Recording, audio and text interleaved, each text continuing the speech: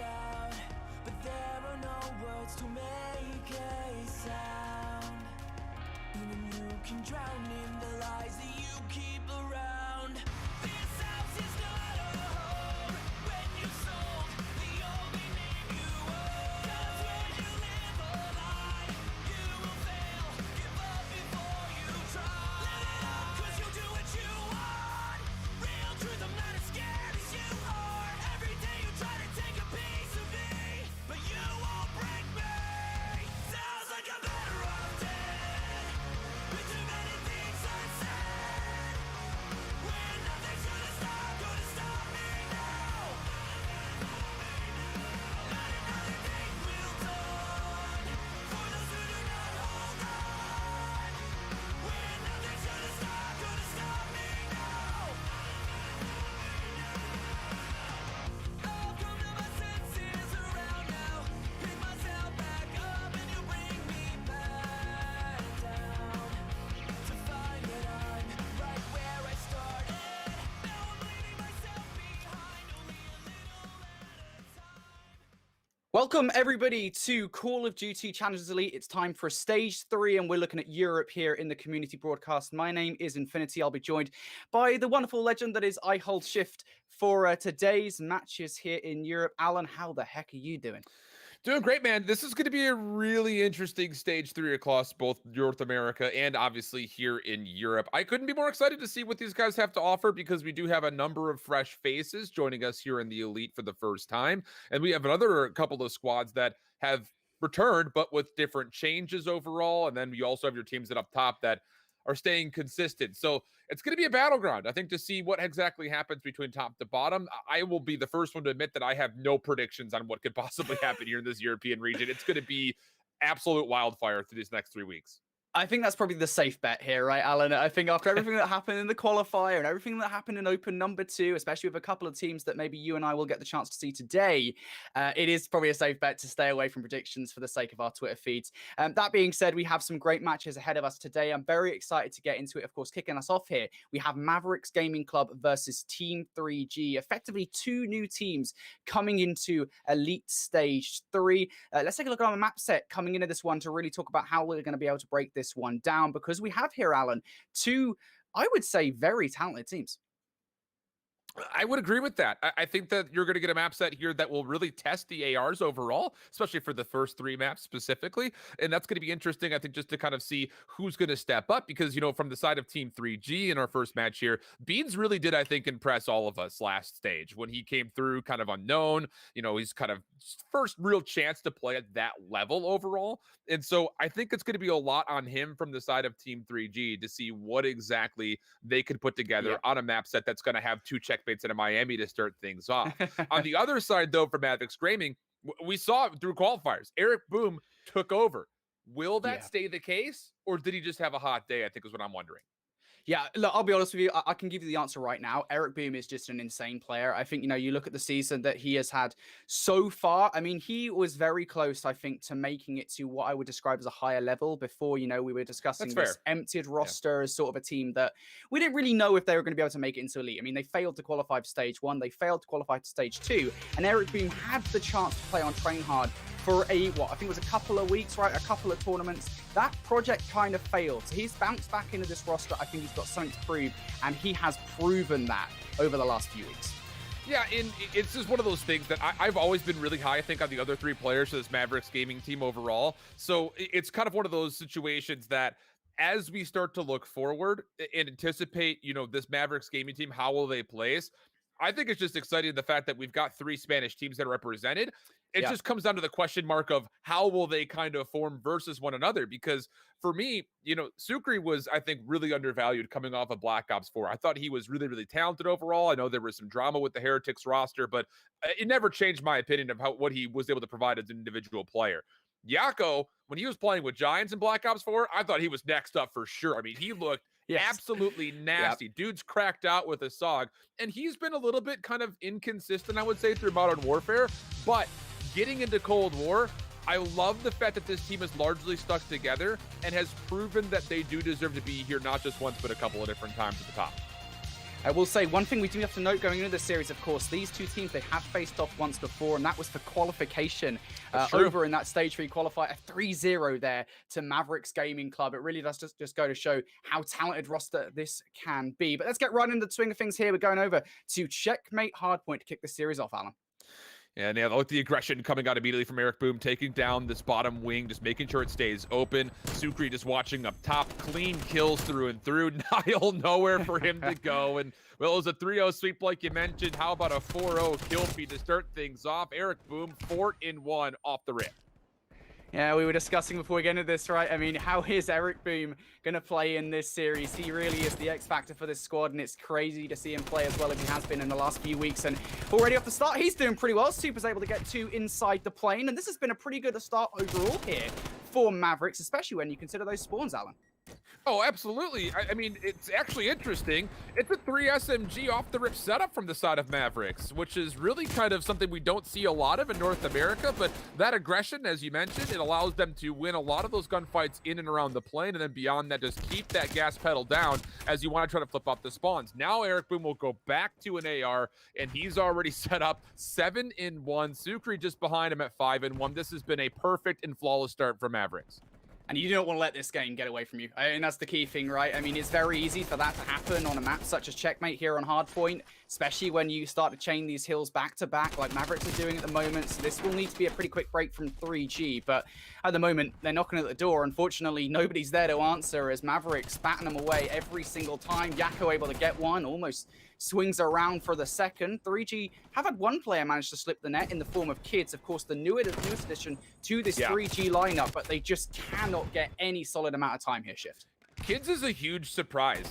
He's gotten nothing but top 32 or top 64 finishes when it comes to the Challenger Cups or Opens that we've seen so far. And then all of a sudden, Beans, Keza, and Niall say, let's pick him up. It was really strange to me. I was like, wait a second. Like, I've seen him kind of come through when it comes to like tracking stats, but I've never felt obligated to put him on the spreadsheet that I carry. So that's going to have to change. And as he's 4-7 overall, you're looking to see what he can do to help his team get back into the mix as they're down about 40 points.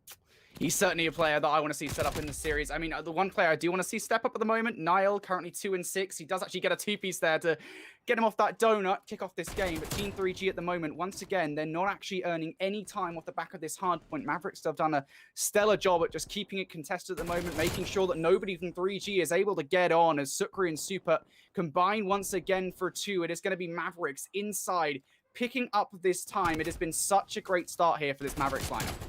Team 3G are doing the right things here, though, in the scrap time of the third hardpoint. Even are going to take a look at number 6. Beans is going to make a rotation over to Concrete as we will eventually go to the 4th hardpoint, and this should be able to lock them down where they want to spawn. The thing about it is, now that they've gotten wiped off the scrap time, you need to get some mid-map control. That's exactly what Keza and Niall are trying to do. So they're making the right plays. They're making the right rotations. It just comes down to, gotta win your gunfights. Not going to happen versus this SMG line, apparently, as Mavericks is all over the map.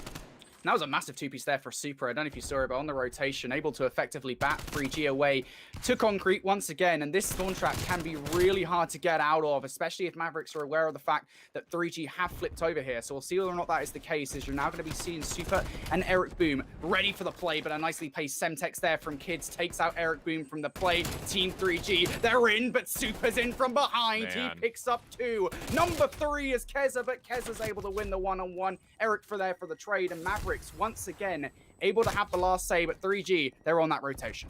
This is just so overwhelming from the side of Mavericks. I mean, the pressure that they get established from long range with the ARs has been dominant. And then all of a sudden, as soon as you get one kill from an AR, it's like Yakko and Eric Boom just push right on in to try to take over that space. It's so efficient. It's so quick. And one of the reasons why I think we kind of look at a player like Eric Boom from the qualifying run and sit there and say, yeah, he absolutely has potential to be looked at in a more serious manner. We're seeing that stay consistent here. Team 3G trying to work to break from the front of this 5th hard point, but Yakko gonna deny. 9-10 overall for him. It feels slow, but I mean, it's still a heck of a performance so far from Yakko on these breaks. Mavericks, they're all playing their parts at the moment. I mean, it's equivalent to this incredible scoreline for them at the moment. Team 3G just getting 34 points here in this game. They've got to start getting some points rather quickly. Again, you do not want to let Mavericks snowball on a map such as this. They 3-0'd them in that qualify. You don't want to let it happen here again. And 3G will break in for the last 20 seconds. Yeah. Mavericks, though, on the rotation once again. Look, I don't mean to be sitting here and just selling the story of Mavericks because, as I mentioned from a couple of hills ago, Team 3G are making the correct responses. They're rotating around the map the way you expect a team to do when you find yourself down. It just comes up to the point where you need to start winning some of these key gunfights, and that's a heck of a start. Kids is able to find one, trying to get into the plane itself, even trades thus far, but Yako, one of the last members to survive, will see the hard point open under his feet. Team 3G looking to find their way on in. Kez is able to pick up one, but Mavericks, they are the ones in the better position at the moment here because they can effectively just contest the hard point if they want to. They have the spawns for the next kill, and you're going to see Beans now have to make the play, and that's what you're seeing. Super just sat there, let the play happen. Eric Boom isn't letting it happen, though. He picks up one before being traded out, and now Team 3G in for the hard point, in for what is going to be an important 30 seconds of time, but again, it is Mavericks constantly on the better side of the map, but maybe Kids looking for the play. He gets two huge kills because now 3G can flip the spawns. All of a sudden, those kills are starting to turn up with these very well put together routes that we're seeing. So this game, even though it is still a little bit out of hand, it's starting to be collected just a little bit more for Team 3G. They've dug into this deficit. They've got a rotation on lock, but you have to hold this setup. Niall's going to be the first one forward to see where exactly the hit's going to come from. You even see Keza just below him to his left. Those are the two that need to keep this flank safe. And well, Niall will see 1, 2, 3, 4, all 4 members for Mavericks moving across the back, but you've got to pick up these kills if you're Beans. Oh, Beans. I mean, there's only so many directions you can look there if you're Beans, and to be honest, it's one. And he gets attacked from multiple angles, so unfortunate there for Beans, but great break coming in from Mavericks. You talk about the fact that they need to break in. Well, I mean, to be fair, they need to do it now. Kids has actually got streaks, though, off the back of it. He's got a cruise missile, and that must mean he's got an artillery strike also ready to go. Unfortunately, though, the cruise missile amounts to absolutely nothing. Mavericks still able to get that scrap time, and that is just not a good look for 3G. You got 3 members, over 20 kills, only holding around 16 deaths. I mean, it's just been so efficient for Mavericks. Even on that break attempt, it was just so darn clean. Kid's trying to do what he can to finesse the scrap time, but only able to find one of what was 2 required kills. So Team 3G definitely down at this moment, and you've got to find some way to get some significant time here on the 3rd and 4th hard point if you want to make up this gap. Not a great start. Super little turnaround onto Keza. That'll be all 4 members in Team 3G falling. That was Dutty. That was Dutty there from Super. He's able to pick up 2. And, well, to be honest with you, it's those kind of plays that is shutting the door on 3G here in game number 1. You need to see the team start to step things up now. They've had a good chance or 2. But every single time, Mavericks, they've had a response. And right now, they sit inside. They're winning all their one-on-ones. Team 3G spawning out. Super on a 5 spree. He is taken down. But all while this is going on, Mavericks, they're just earning time. Oh, man. It's just moments like that. It just takes the wind out of your sails, you feel like. And there have been a couple of decent moments for Team 3G, but when stuff like that is happening regularly for Mavericks, it's hard to really sell the other side of the story. Over 225 for Mavericks. Scrap time will be fully locked in, and it comes down to the rotation to the backside of the container's hard point, in which, with the middle of the plane in control for Mavericks, it should be pretty safe for them to lock it in. Eric Boom, he looks like he's playing Sunset Overdrive at the moment from area to area, just gliding about, not a problem in the world. Mavericks, I mean, it feels like that's a general feeling at the moment, doesn't it? As Mavericks look to close the door here on game number 1, a few more kills, and it will be done. I don't even know if Team 3G can actually get to the point at the moment. Certainly not when Sucree's on this heady. No, okay. Kids, I mean, he looks for that last kill. Doesn't really matter anyway, because Mavericks, they run away with game number 1. And it's the style of which they're playing that I'm more impressed with than the actual final point tally. Again, you go to this opening rip-off, which is what we're seeing right here.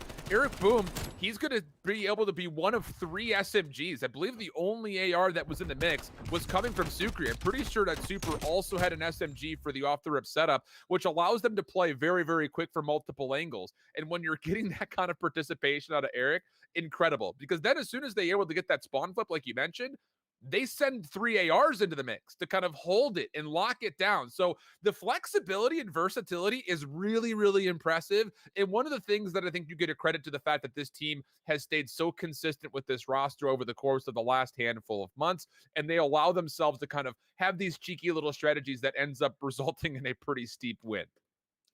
Yeah, it was just a crazy, crazy game one coming out of Mavericks there. I mean, great team performance all around. We did see some individual plays, especially coming out from Super, who has just been stellar with that AR over the course of the time we've got to see Mavericks this season, whether or not they were three hombres, emptied, whatever name they played under Super.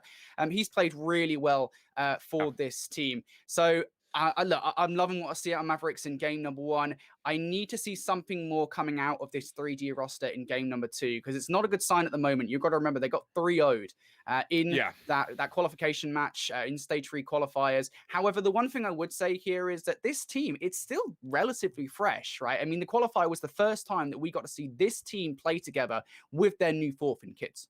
Right. I mean, he fills in for what Detain's spot technically was when they played during the Open 2. And that's exactly what I was about to say. That is a difficult spot to fill. And then behind that, it was Detain most recently. But when this team had played as a full four, you got to remember that it was Beans and Nile playing with Nuke and Saiyan from before. So there's been a lot of swap ups when it comes to kind of, I would say, like the step right below, the 5th through like 12th position in European squads that Nile continues to kind of find himself a part of, unfortunately. He's played with 3 different teams essentially now through the different stages that we've seen him participate. And that's difficult, especially when you're playing up against a team that stayed consistent and have these little pocket strategies that we saw kind of come through. So yeah, a very convincing performance from Mavericks.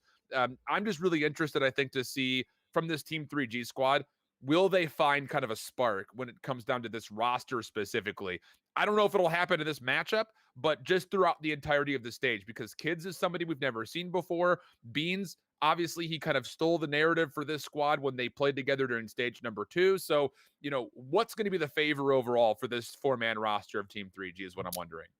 Yeah, well, I guess they've got some time to figure it out. Let's take a look at our map set for this series to really bring you guys exactly how the rest of this series is going to go. Of course, Miami Search and Destroy will be up next, followed by Checkmate Control, Raid, Double at the end. I mean, that Miami Search and Destroy, if I remember correctly, and I could be remembering this wrong, I think it was 67K that ended up beating Los Galacticos on this map, right? I mean, it was like the final match of stage 2 for 67K. Don't think they qualified in the end anyway, but it was an insane moment, right? So we kind of know that Beans and Nile are capable of great feats on this map, and I would say that Los Galacticos are a much better team than Mavericks, at least on paper, right? We'll say on paper, because honestly, with the way challenges has gone this season, anything can happen.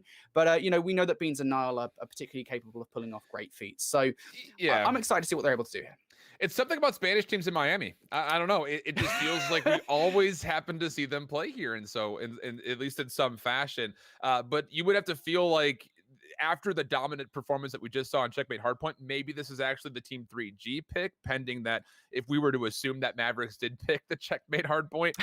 Don't know exactly how those picks and bans had processed as far as coin flipper who had the 1st, 3rd, and 5th picks. But regardless of that, I'm interested, I think, to see with the little cheeky strat that we saw on the off the break setup for Mavericks on Checkmate, what are they going to bring playbook-wise in Search and Destroy? Because we've seen a lot of really interesting things kind of come to the forefront when it happens to be Miami. I know that the map overall has really adjusted from, all right, everything's going to go B. Oh, wait, here are some set plays that we could do to A. The middle of the map has been really dicey lately, I think, largely for a lot of the top challengers players, knowing that there's no smokes, no snipers. How can they find that, an AR to essentially fulfill that same role? That's been where a lot of the focus has been for Miami. So I'm really wondering, with the potential of 3 players on Mavericks that can all pull out ARs, will they maybe work something through that middle of the map, either defensively or I think more specifically on the offense, to find a first blood or something of the nature? Yeah, I think that is the thing, right? Because, talk about this Mavericks roster. They have been together for effectively all season long, right? I mean, Methods was playing with this roster when they had a great run in at the very start. Tired. Since then, they've played pretty much with the same consistent 4 outside 2 weekends where Eric Beam had the chance to go up to that Train Hard roster, as we mentioned earlier on. So their Search and Destroy strategies will be pretty much set in stone. They'll be pretty trustworthy of each other, and that will be, I think, a problem for his Team 3G roster that, of course, are still technically newly formed, albeit, of course, that 3 of those players had played together for a couple of tournaments prior to the qualifier. So let's get into game number 2, folks. It's Mavericks versus Team 3G. Of course, Mavericks won map number 1 in a rather convincing fashion. Let's see if 3G have it in them to tie up the series. They will be on offense first, so I'm really interested when there's going to be no trophies down. Will there be any cheeky strategies to try to get through early? Yako, Eric Boom, 2 SMGs going up top. Semtex trying to deny the play. You're going to see one come through. Niall will fall immediately as he was in a very difficult position. Keza heading for the hills, trying to get out, but gets a bit stuck. He does stay alive for a small time, but it's just that, a small time. Mavericks clean take of the B site. That's tough, isn't it? That is really tough. Keza kind of stuck between a rock and a hard place there, gets crushed between both, and now it's 3G. Nadu versus 4. Beans and Kids, what do you got for us? Well, Beans is down for the count, so now it's Kids. 1 versus 4. The new kid on the block, the new kid for this team, and he does pick up 2. Super almost gets number 3. And now Kids has the time to make this one work, of course. Mavericks have the better positioning for the play. Kids checks the corner. I love the aggression coming out from Kids here, but it's so hard to win that 1 versus 2 when somebody's on God Heady. That Mavericks, they had all the power in that situation. Yeah, 2 good initial wins here from the middle of the map, but it's like you mentioned, it's just such a difficult position to pull through, especially when you've got essentially a third enemy, which is the clock. So you've got to make that play quickly. You've got to try to hope that you win 1 good gunfight, or you at least get some damage down to allow you to push extra further forward. But a difficult situation. It would have been an incredible 1v4. Not going to come through here. And Mavericks just convincing overall when these opening gunfights have ensued, whether it be on Hardpoint or here in Search. A very clean take of that B site. You really need to see Team 3 just pick things up when it comes to kill potential overall, it feels like right now. I've certainly got the potential. They just need to enact it. But what a lovely opening. Semtex coming in from Super to draw first blood. Trades going down. And nice 2Bs from Niall is going to mean that it's a 2 versus 2. Super and Sukri, a little bit split up at the moment. 3G, whether or not they realize it, they technically speaking have an open bomb site for the moment. It just comes down to the confidence, because you had that hit from Mavericks come right down the middle of the map. And yeah, you found some trades, but you have no idea where this Mavericks defense is. So you're going to have to be very, very cautious. And while they do get the bomb planted, you see Niall wants to play a little bit forward. Should be trying to chase down Super here. Needs to clear him from this pier side. He's right underneath. And Niall, he's not going to check it. He's going to have to full wrap back up top to piano to make sure no one's defusing. Oh, that's so lucky from Niall. Trophy System's going to let him know that somebody's around there. Sokri's on the defuse. He gets this. He gets away. This could be huge, but he waits a little bit too long. Gets the kill. Does he get away? Yes, he does. Super is not there for the trade. And now this should surely be Niall's round for the win. Super goes for the pre-aim. He's seen him, but Niall's seen Super also. And that is a beautiful 1 versus 2 from Niall there. Waited just a little bit long to make the play, but it doesn't matter as he wins it out anyway. I mean, he technically give him a little asterisk here. That's essentially an ace to clutch up the round. It is, yeah. He finds the first 2 counter picks through mid right here off this play where he just gets up to the high ground, finds the kill, turn, makes sure Yako can't get away. And then there's that little bit of bullet tracer coming out of Sukri. That's good information. I was a bit surprised because you were calling it like, hey, you've got an open site, and they should have known that there is a third player sitting over towards the A side. So it's interesting to see them kind of hesitate just a touch, but a heck of a play nonetheless from Niall to find 3 and clutch up the round. Good play coming out from Niall. Maybe didn't have the best game, number 1. And, well, that's a great redemption story coming in around number 2 of Search and Destroy here. Look at this aggression coming out from Team 3G. They let the bomb go the way in the Mavericks the first time around. They don't want to let it happen again here, but unfortunately not the best start as Eric Boom able to take down Beans. Shots going down in the mid-map. Eric Boom continuing to cause damage. Sukri picks up Keza as well. And Niall, well, a 1 versus 4 on the cards. He got almost an ace last round. This time, denied from even getting the first kill. Yeah, it's just been nothing but aggression coming out of Mavericks, largely speaking. I mean, Eric getting that far up the map as quickly as he was. Good help from Suk and make sure the mid-map rotation stays safe. You can definitely see that there's a lot of confidence oozing right now with this Mavericks team. And why not? Because like you mentioned, we have to keep going back to it. It was a 3-0 in the winners qualifier matchup to get into this position versus this Team 3G squad. So maybe you learn something about not only yourselves, but even more so about the fact that how you stack up against your current opponent may reign supreme here overall. And I just keep going back to the fact that I feel like this Mavericks team has so much flexibility in it. When you've got a player like Eric who can go in that flex role, pick up the third AR if he needs to, or specifically just kind of run rampant with Yako, it's just such a dangerous position to deal with. That's honestly a little bit inexcusable. Super's found that same nade 2 different offensive rounds in a row from the side of Team 3G. So that's got to be something you adjust to, but the trades once more going to be there, Team 3G with the plan at B.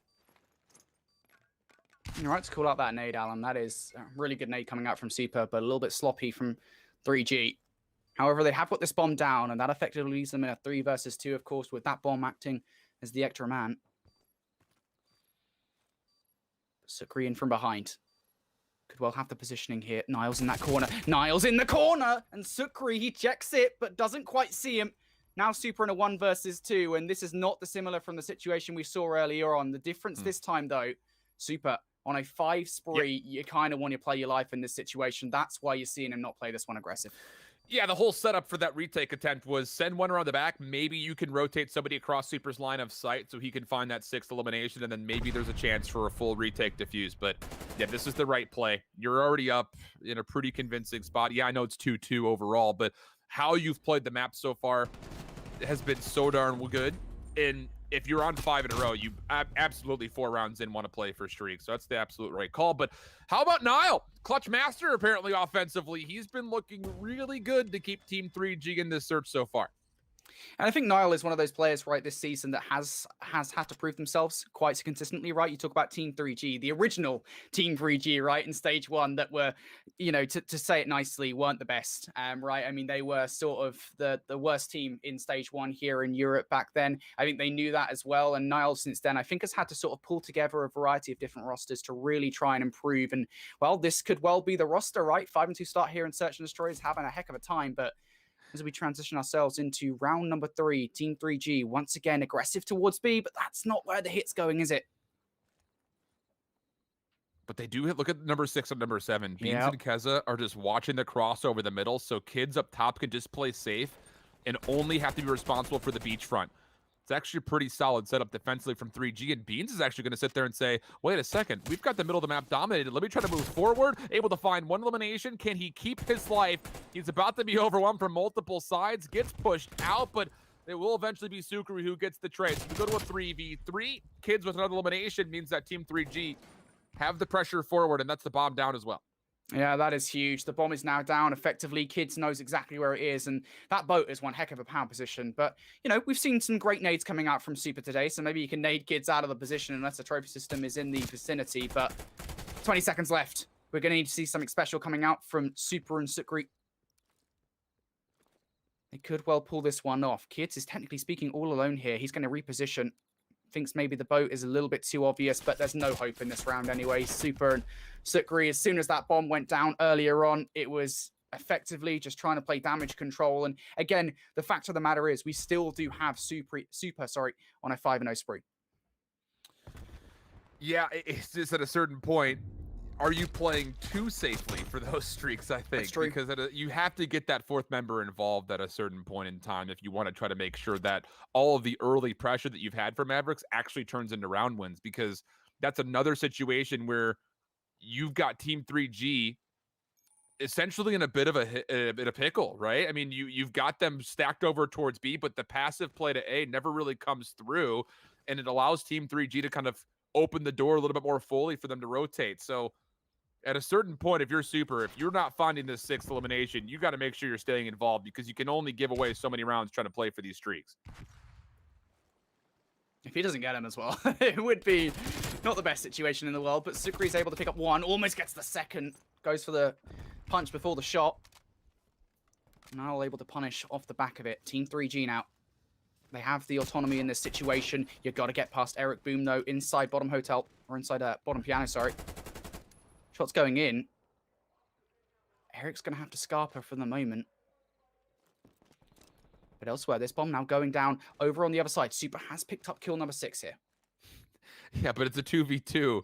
If they lose Eric here, are they once again just going to allow this bomb to go off so you can play for number 7? Not even going to matter. So there's the streaks denied, but Eric Boom stays alive. Grabs the Krig midair as soon as he found the elimination from Bean. So he's got 2 different weapons to work with. 23 seconds for the 1v1, and Nile's got the beat on him. Oh, nice nade from Nile as well. Eric, though, Eric's pretty aggressive, but Nile is better. And Team 3G able to win round number 6. And now you start to be a little bit concerned here if you're Mavericks. You've spent quite a bit of time working for those streaks from Super. 2 consecutive rounds there we saw where Super effectively decided not to try and go for clutches. Of course, rightly so, to try and earn those streaks. And now Team 3G 4-2 up here in the search and destroy again. 1-0 down in this series, guys. This is exactly what you're hoping for Team 3G. You essentially steal away 2 rounds because Super is trying to play for streaks. Not only do you shut him down from there, but you also take the 4th round. So this is really, really good stuff. Aggression starting to come through from Team 3G. They want to take down this Pure side, and they will get it. But that said, Mavericks are still pretty held up over top Piano, and eventually you've got to try to clear that. Just comes down to Kids 1v3 situation. 1v3 for Kids. Mavericks going to be watching the map here, but Kids able to get one. Almost gets away.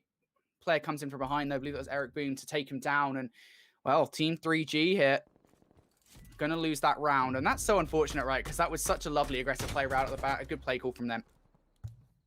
Yeah, and, you know, I like the fact that you're looking to change something up a little bit here. It just kind of keep them guessing, or at least keep them on their toes. The problem is when you full stack out towards Pure like that, great, but where are you going to go from there? Because technically speaking, even if Mavericks don't find favor to get over towards the B site, they've got a free middle of the map to rotate back over to A, and Team 3G would be stuck inside Garage or backside Piers. So a difficult position, but I do like the fact that they are trying to play around with a couple of different setups. Eric Boom, want to talk about his flexibility. He's going to be on a Krig here off the rip. Looking to spam over to the top side of Piano. Yako trying to stay safe with him over towards the B site. And also take a look at number 1 and number 2. Sukri and Super have pushed around through the Catamaran boat and even beyond that into the hotel. Team 3G once again a bit stuck. But Beans has spotted out Super, so that is one positive. Unfortunately, that positive hasn't lasted that long since Yako's able to pick up Kids. And there you go. They didn't deal with Super in time. Beans is punished for it. And now it's Keza and Nile. A 2 versus 4 here. Now make it a 1 versus 3. An ace on the cards for Keza. Can he pull it off? Super and Sukri once again here in this 2 versus 1.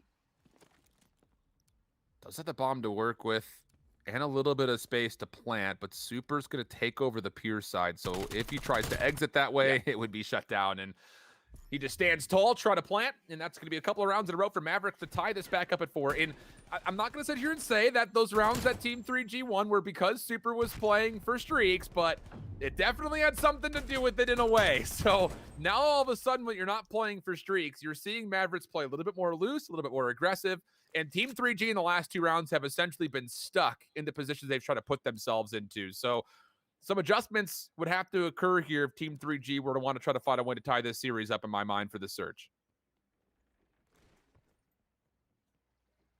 We'll see whether or not Mavericks are able to continue their hot spree at the moment. 2 rounds on the bounce. And Team 3G once again have elected to have some serious presence over towards B. Nile on the steps.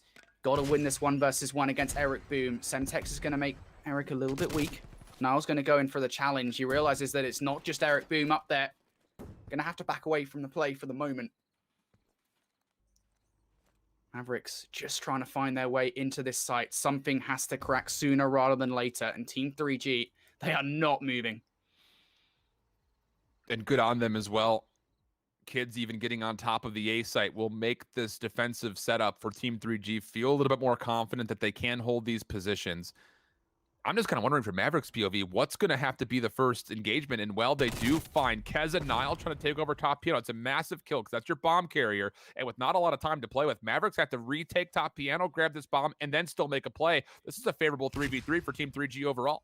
But Niall's the playmaker. Niall is the playmaker in this situation. You got to win this one-on-one. It's going to happen sooner rather than later. And there it is. Niall wins it. Second kill in this round. And now it's Sukri and Super. Once again, I'm getting a little bit of deja vu here, Shift, because this continues to happen time and time again. Super grabs the bomb, gets away from Niall for the moment, but Niall is just going to let that happen for the moment.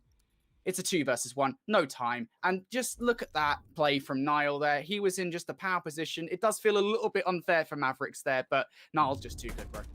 Well, it was interesting because for Mavericks, you're draining the clock down to really only get 1 look at an execute. And you thought for a second the kill on Keza was going to be enough, but the problem was the bomb carrier was not a part of that. And they were, beyond that, just by themselves trying to clear top piano. I'm not really 100% confident what Mavericks were looking for, because they still had a member sitting mid-map and one more over towards the beachfront at one point in time late into the round. So there was no opportunity for trades. And even if you find a first blood through the middle of the map or over by A, the bomb was not in a position to rotate off of those eliminations. So a bit puzzling, maybe a bit of a misstep, and that does allow Team 3G to put themselves on map point. This could be the play. Again, Sakri loses the one-on-one. Niall gets control of the beaches. And now Team 3G, they do have the numbers in this round. Still, though, they have to enter onto this A site, and Mavericks are still correct in assuming that is the plan of attack here for Team 3G. Why would they assume otherwise? But Yako falls. Niall, once again, the playmaker, and very quickly, Super, you gotta pull off a 1 versus 4. Has got the first kill. But even for a player like Super, who's had a monumental search and destroy, this is a big ask. Gets a lovely kill against Keza, though, and that makes this a lot more manageable. Bomb is down. What? Kids mid-map. The shots are decent, but not enough for the kill. Really he needs to get this elimination, if I'm being honest. Actually does tag through the van. That was going to stall the regen, but no chance to reload. And Team 3G bounce back on the search. 6-4 overall. We've got ourselves a 1-1 map count. We very much do. Team 3G, they battle back there in the search and destroy. We asked the question right at the start of Miami search and destroy. Could 3G tie the series up at 1-1? They're able to do it. And I would say a lot of that is down.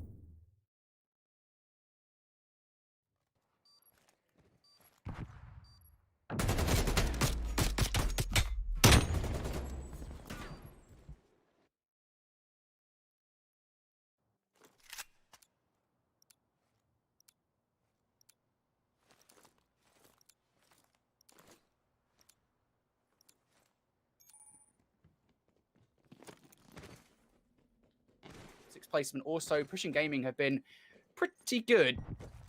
Yeah. This Elevate surprisingly, squad, right? Like, yeah.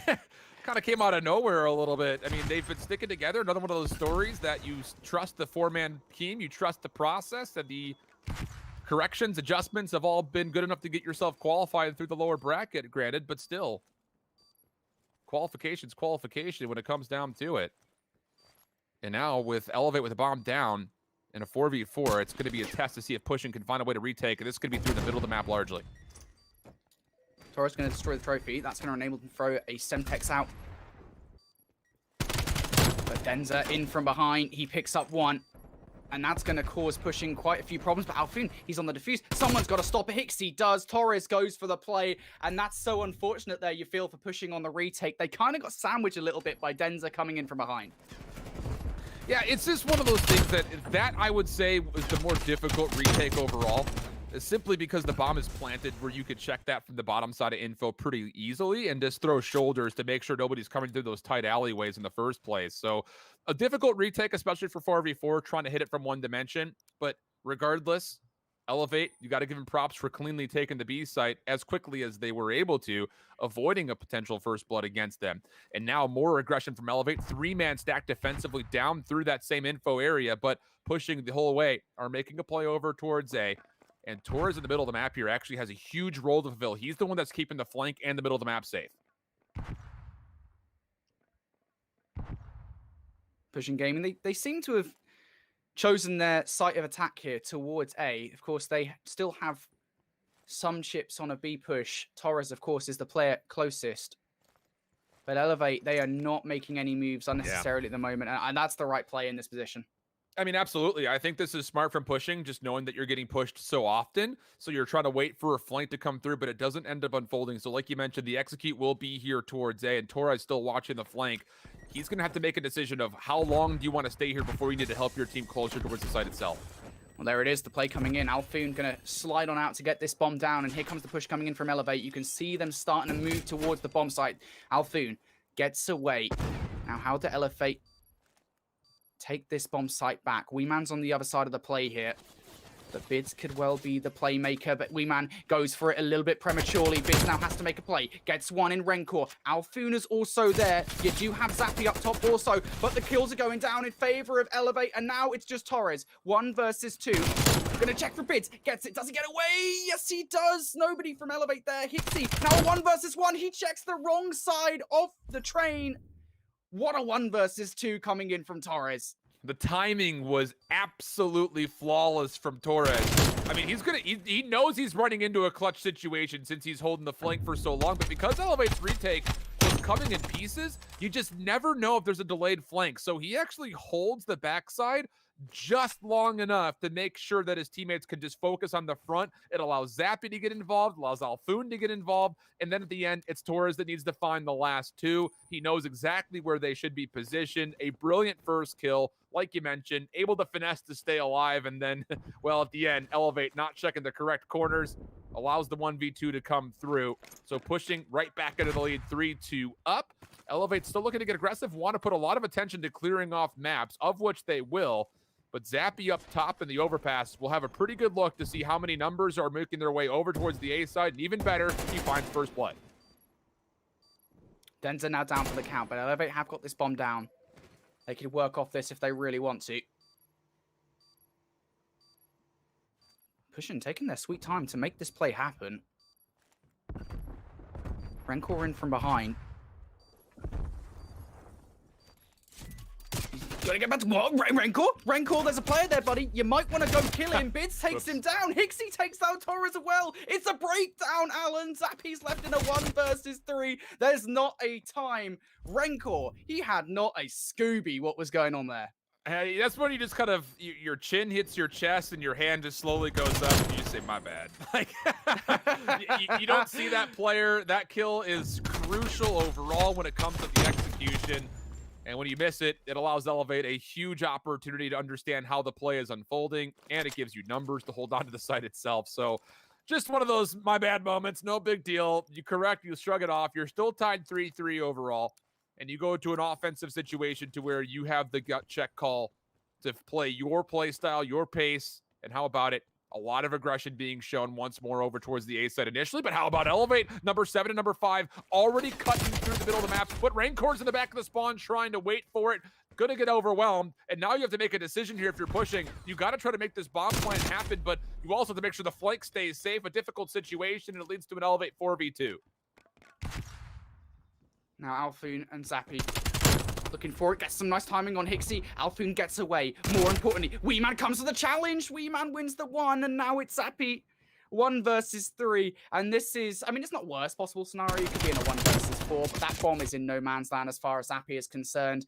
And really, at that point, it is just damage control. Your mate, you're going to die, but takes down Bids with him. Yeah, it's you saw the kind of hesitation. When Rencor loses this, you have to make a choice as the 3-man force from pushing of how are we going to get away from this? Because you can't just sit over around the bomb site. You either need to try to push through the bomb site and take over their side of the map and essentially go around the world, or you need to all turn around and make sure the flank is dealt with. You got to try to isolate those players on the backside. And pushing, you even saw for a moment in the 2v4, they were thinking about planting the bomb and then said, wait a second, no, we cannot afford to do this. We have to actually try to push forward and take over their side of the map. That call would have been correct if they were done it maybe about 15 seconds sooner. Zappy now trying to showcase some progression of his own, gets shut down by Denza. Another early number situation for Elevate. Elevate just continues to get in these number situations, as you say. What do Pushing do once again here? Now, the good news for Pushing is, in this position, you are on the defense, so technically speaking, Elevate are still the ones that need to make the move, but you lose another player, this becomes a really hard situation to win. Denza with a lovely stick onto Rencourt. And now a 2 versus 4 for Torres and Alfoon. Alfoon falls, Torres a 1 versus 4 on his plate. How big's your appetite, buddy? He's able to get 1 against Bids, but now Elevate know where he is. It doesn't even matter, to be honest. I very much doubt Elevate are going to make any silly moves here. They've got that bomb down. Yeah, there's really not much that you could do here or even ask of Torres to really kind of do. Denza is probably going to see Torres first, and it looks like he has. Just double checks with the shoulder. Denza so far this round has been the unkillable man. He will not be tested again, though, as the long-range shots will confirm the elimination. And that'll leave us to a map point situation for Elevate up 5-3. Elevate have just played really well at this point, right, Shift? I mean, a lot of the first parts are just going their way. We're seeing some ingenious plays coming out also. Elevate starting to see why they were open number 2 champions. Of course, fun fact for everybody at home, I tweeted this earlier actually, but since their formation, Elevate, every single grand final that there has been on the cards, they have been in it. Elevate have played so well recently, and it has just been such a change from what we saw from Singularity with Vince and Denza previously. We're talking about Denza able to get first blood here against Zappy. There is a trade coming in from Rencourt. Pushing. They're able to even this up. Rencourt once again. Rencourt able to get 1. The trade's coming in. Alfoon. I don't think they expected that aggression, and now it's a 2 versus 1. Bids, what do you got for us? He's in a pretty good position. I mean, he's going to have to play post plant. That is huge to read. Torres, who I don't think initially knew that Bids was playing from that side. Now he's going to get an isolated 1v1. Alfoon, why not just plant the bomb? The bomb is now all of a sudden done, and Bids can clutch up the 1v1, but his optic gets in the way of seeing the mantle fully, allowing a chance for the first shots to come from the way of Pushing. Oh, that's so unfortunate if you're Bids. That's like what, the second situation, at least that you and I, Shift, have got to see here as we've jumped in this game, where Bids could have won a 1 versus 2 or a 1 versus 3. That was manageable. It was just so unfortunate there. Sometimes that's just how it be. That's just how it be with your optic getting in your way. Elevate, not going to finish it here.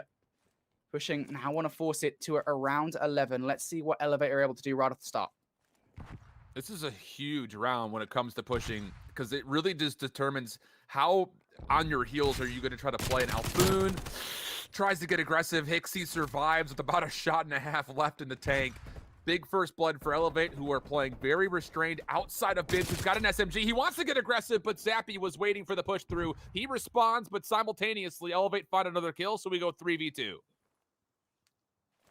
Elevate with the numbers. Now Zappy and Rencourt in a 2 versus 3. And I would say the advantage again here for Pushing would be that Elevate have to get this bomb down. But once again, Elevate have just done such a great job at moving around the map that they've got that bomb down without any problem. And now Pushing, got to find your way into the site in a 2 versus 3. Elevate, of course, in the classic power positions here. They have all of the autonomy in this situation as Denza lands a lovely Semtex at Zappy's feet. Rencourt, a 1 versus 3. The prodigy for this Pushing gaming lineup, and he can't pull it off. Elevate will win the Search and Destroy 6-4 Shift and a 2-0 series performance so far.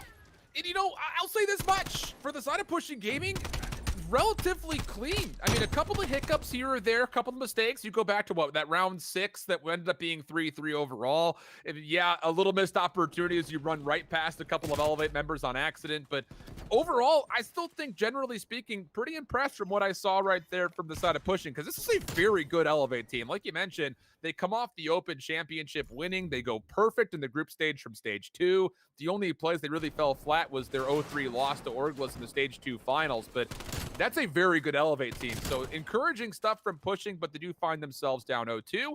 Quickly, we go back to our main focus, which is this Mavericks team versus Team 3 G Squad. And Mavericks in this checkmate control, looking pretty solid, at least off that final kill cam. We jump into them also up 2-0 in this control. Look at Eric. Look at Eric Boom. 18-8, having a stellar game. What is it with him and checkmate, man? He's having a heck of a day so far. You wouldn't think it, would you? Because Eric is one of the main SMG players for this lineup. You really would not think that a map such as checkmate would suit him. But hey, look, Eric is a man of many talents, and he's proven it right now as he, with the fastest little legs in the business, able to run straight down Ace 3. picks up the first blood against Nile. Team 3G, they do have some modicum of control over towards B, but Super looks to shut it down. He picks up 2, but there's one player still alive. It's Beans. What can he do? Absolutely nothing when Super's coming for you. Gotta find a way to just get some of these early lanes locked down if you're Team 3G before you can really go and make a play towards either of these control zones. Super holding a corner. That's kill number 4. Hoping he gets an opportunity for a 5th, which Nile might award him, and well, he kind of does, but still finds the kill. Sukri there for the trade. Eric Boom thinking he's got a lane to move forward, but Team 3G did have a couple of spawns that still existed in the backside of Tools, and they will shut that play down. It is still a 4-life differential favoring Mavericks, but Team 3G an opportunity maybe to start working for some plane control, and that is indeed the case, as Kids will be the last one to survive inside the interior of the plane. Kids has to do something here. He has to do something. He does actually pick up that first kill against Super, but there'll be more on the way. They don't destroy the trophy system before Kids decides to strong arm a Semtex. And now 3G. They will get a tick of progress, but of course with the latest changes to the rules, that doesn't mean 20 seconds anymore. Correct. Just 25 on the clock. You need to get the whole point for 3G to do anything about this, and they've actually done a stellar job here. Just one more kill, they'll shut it down. Super isn't going for this aggressively. The right play potentially. Kids, can he get it done? No, he can't. Eric Boom comes in with the deny, and Team 3G, the pressure isn't lost just yet. Eric Boom still has more work to do, and Nile comes in for the save. Has help from Keza. Team 3G will capture this point. Yeah, really good stuff from Team 3G, knowing exactly how you need to rotate out of spawn to make sure you can even get to the A zone, let alone capture it safely. Decent trades also coming through. That'll keep the pressure for Team 3G in the middle of the map relatively heavy. Sukri's starting to feel the pressure. With an AR, he doesn't want to be in the plane. Will try to back out, but Kids will find his elimination, and even trades once more means that Team 3G still have an opportunity to try to fight for this B zone early. You got more time. I mean, that's more the point here. Team 3G, they need to use it effectively. You don't want to play this erratically at all. Not against a squad like Mavericks. That's their remote, not yours. Team 3G are best at when they are methodical, especially a player like Nile, but at the moment, it's just not working out. Nothing is working out in their favor. Every single kill is going Mavericks' way. And they just cannot find anything. Beans tries it. He's going to fall. Keza picks up 2, but Team 3G down to their last 3 lives here, Shift. And Mavericks, they have 8 on board. Nile's able to pick up 1, but I mean, this is all but over. Nile in a 1 versus 7. And at this point, I think you just kind of try to play for kills. Yeah, I think he was trying to just stay safe over by the A lane, see if he can find another elimination or 2, but it wouldn't have made much of a difference in the end because obviously your backs are literally up against the wall. So a 3-0 against 3G here in the control, but they still have the ability to go to a raid hardpoint with their search and destroy win, which I think generally speaking is still encouraging because let's be honest, this Mavericks team is very, very talented. You know, we said the same thing about pushing versus Elevate just a second ago. That's a very talented Elevate team. And for 2 squads, you know, kind of going back and forth between these 2 different perspectives that are still looking to kind of prove themselves, we're seeing at least some instances that can sit there and at least breathe some hope into these squads in the future. These are not easy opening matchups. If you're looking at it from Team 3G's and Pushing's POV when it comes down to where are you going to find your wins when it comes to this Challengers Elite stage, it's probably not here in your first matches overall. So take from what you can, build some kind of opportunity to get some chemistry into the mix, maybe figure out some things that are going really well, or maybe not so well that you need to go back to the lab for, and then kind of figure out how you can tailor your game plan for the matches that you really do need to win when you look at the large scheme of the group stage overall.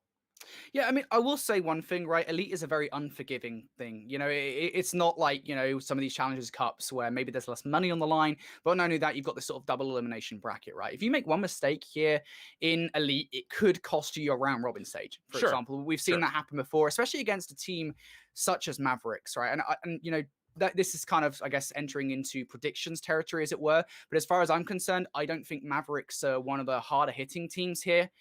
In this tournament. I think they're a good team. Do not get me wrong. I don't want any Spanish fans coming into my DMs telling me how much of a rubbish casters I am. I promise you, I think Mavericks are a really talented team. Do I think that they are currently on the level of your Orcuses, your Wars, your Elevates? No. And honestly, I need to see them prove that is what I'm going to say here. You know, we don't want to get ahead of ourselves here. Mavericks, they are a very good team, but in my opinion, at least, if you want to do well on the round robin stage, this is a team that for 3G, you're going to want to beat.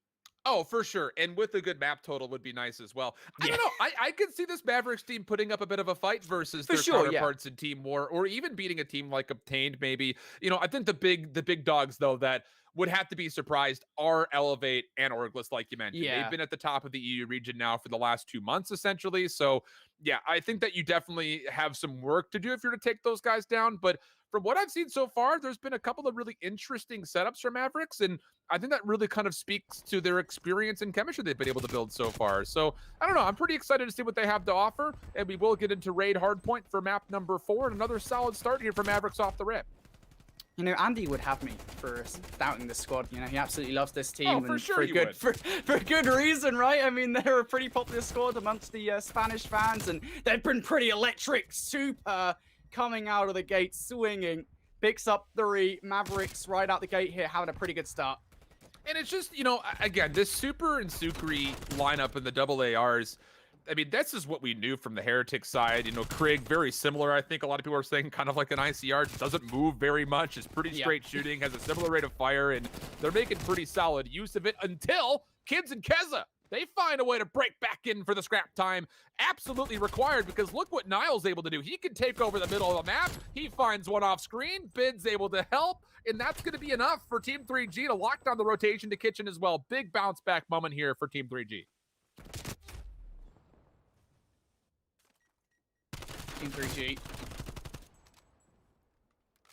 Already in this hard point at the moment now, looking for some more kills. Mavericks trying to find their way on through the front. This is not time you realistically want to give up. You've maybe got one more good push left in you, and they're trying to go for a methodical play. It's a risky one too, because the longer you take, the more time you potentially give away to Team 3G. But they're actually getting the kills here. It's going to be Sukri now in the back line. Does get taken down from a lovely 2-piece by Bids. Kids cleans up shot, and that's when such a play can go wrong. Kids now on a 6 spree.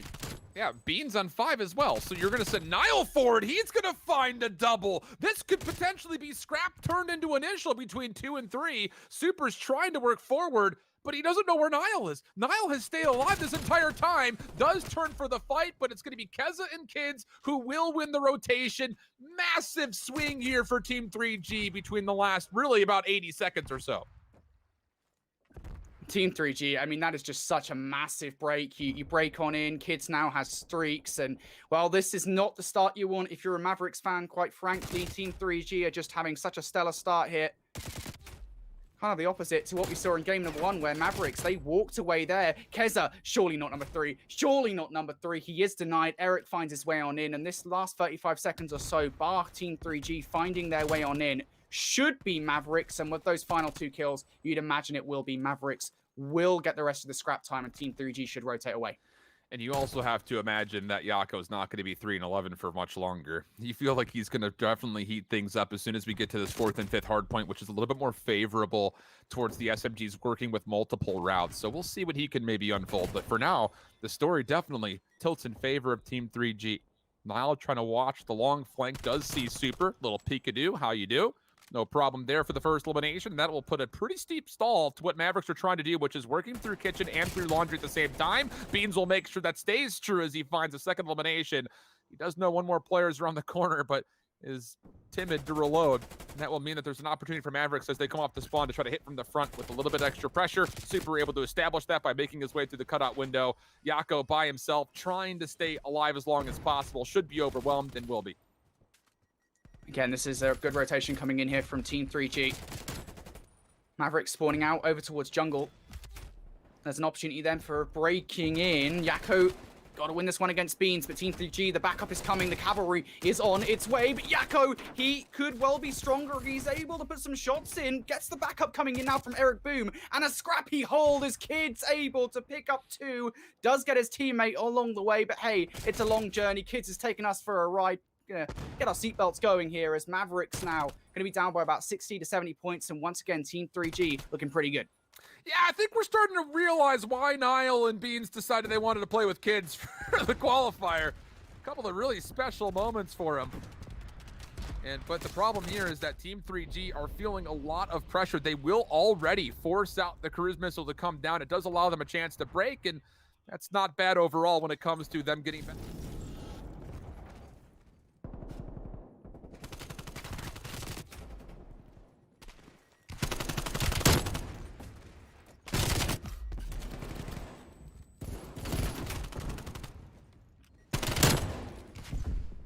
just the B zone.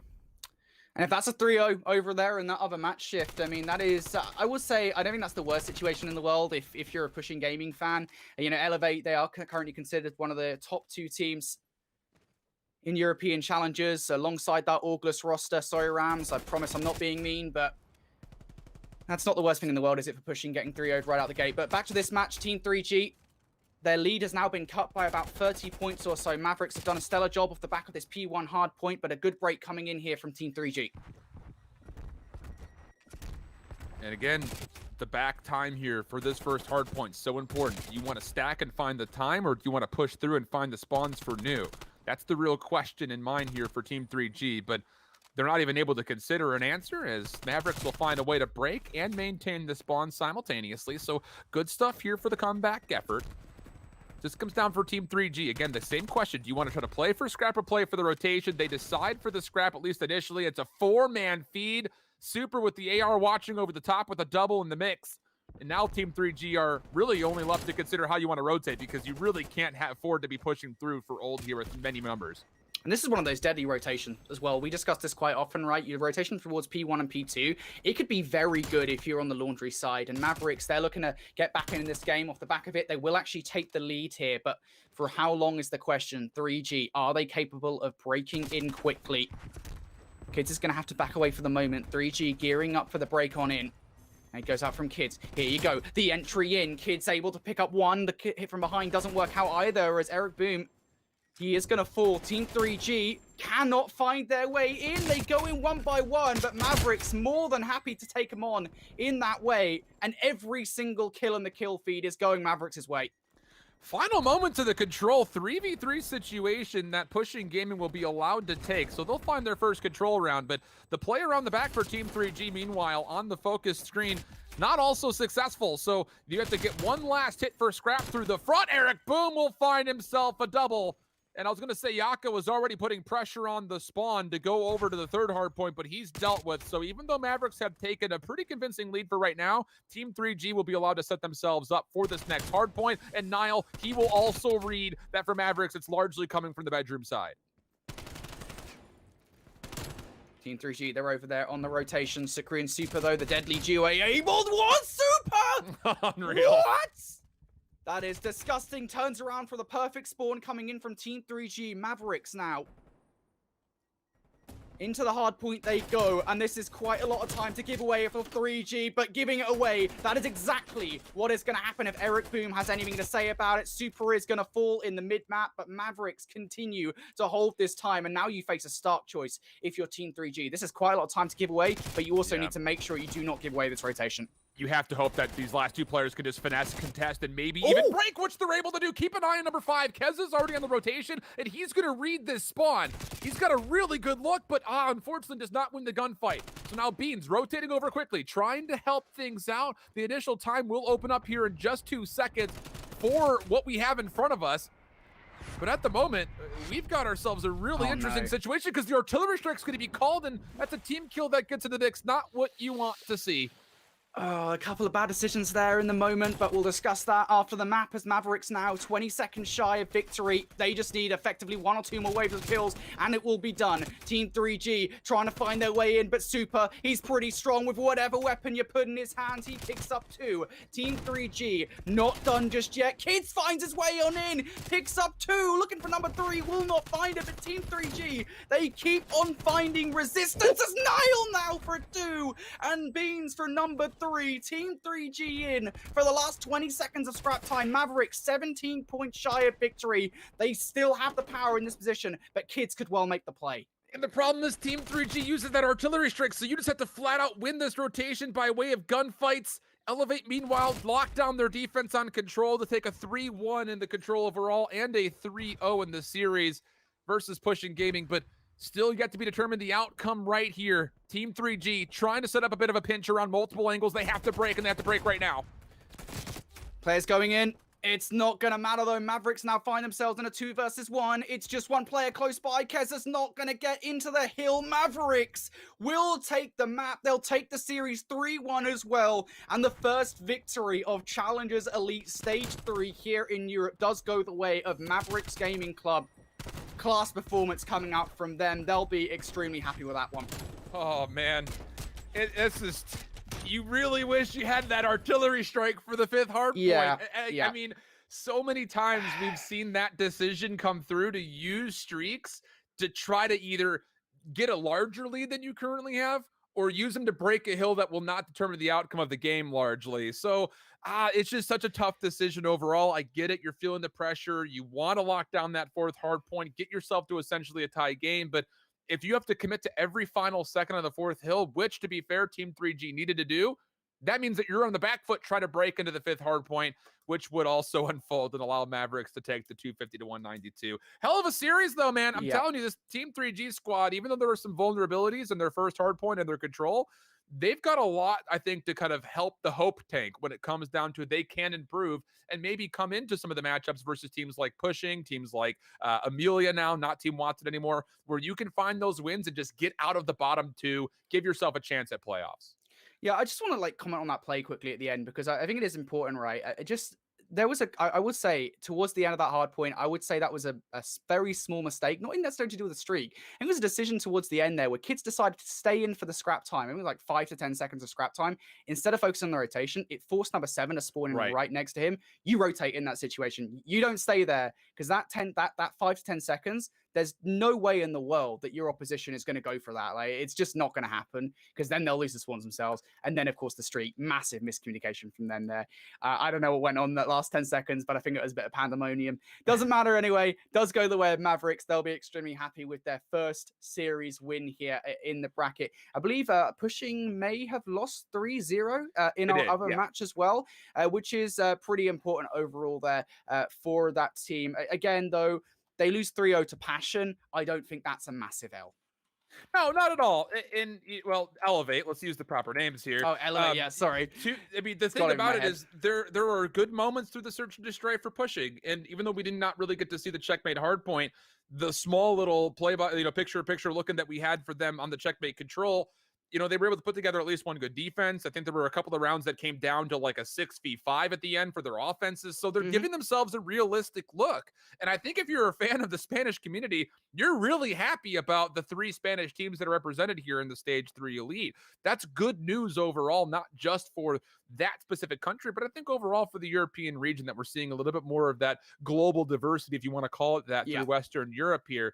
And I think still the same conversations they had about Team 3G, I think Pushing can walk away from that series not expecting to win, but still held high with their heads because that's not a bad look whatsoever versus a very good Elevate team. Yeah, not at all. Pushing Gaming 3-0, it doesn't matter too much for them. I think there is bigger fish to fry here in this bracket for them. And even though it'll be a little bit disappointing maybe for them to be put in their place, it's their first time facing that Elevate roster, they won't be too disappointed again. They've got more matches to come. And to be fair, so do this 3G roster, albeit we said this is an important one to win. They do end up losing it. Well, let's take a look at our map set then at the end of the series to really give you guys a sort of recap at the end of our first set of matches here in European Challenges. Again, there it is. 250 to 91 in map number 1, 3-0 checkmate control as well. Dominant performances coming out from Mavericks there. That raid hardpoint, though, very close, as was the Miami Search and Destroy. Team 3G, they definitely put up a fight.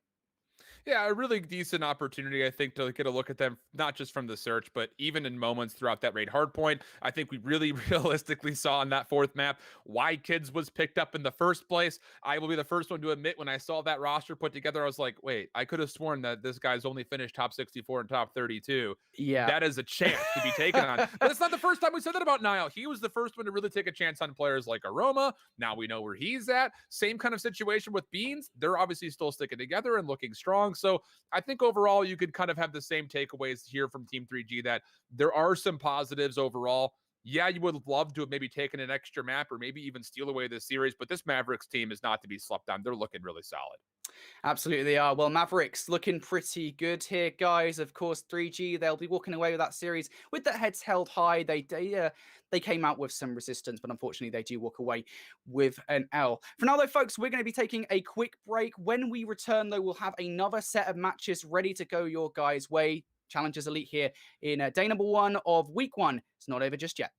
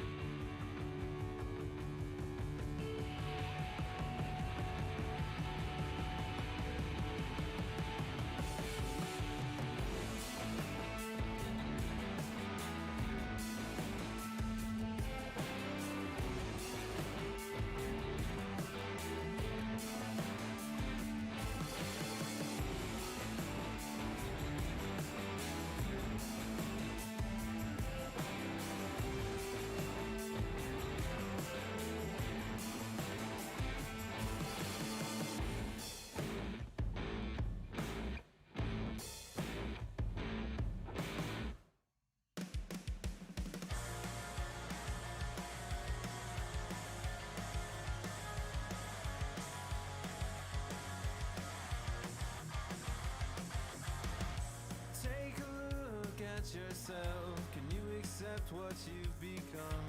Another simple shadow of whoever you're around. Mold to them and sing their songs, just like them and play along.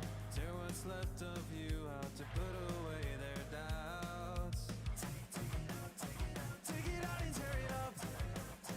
Tear it up until it cuts and leaves the smallest piece. Who are you when no one's around?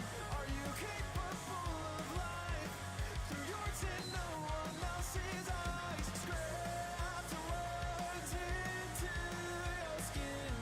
Just go against the wave, 'cause we all end up in the same place.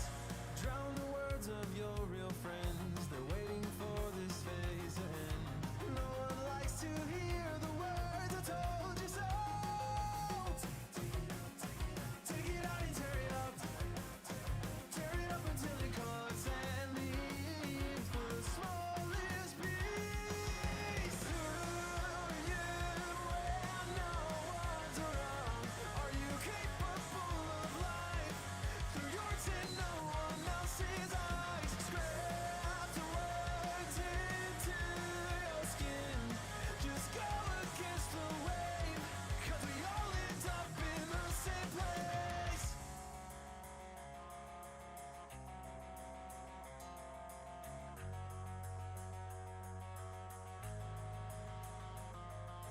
When your eyes shut, will you leave with the wrong story told?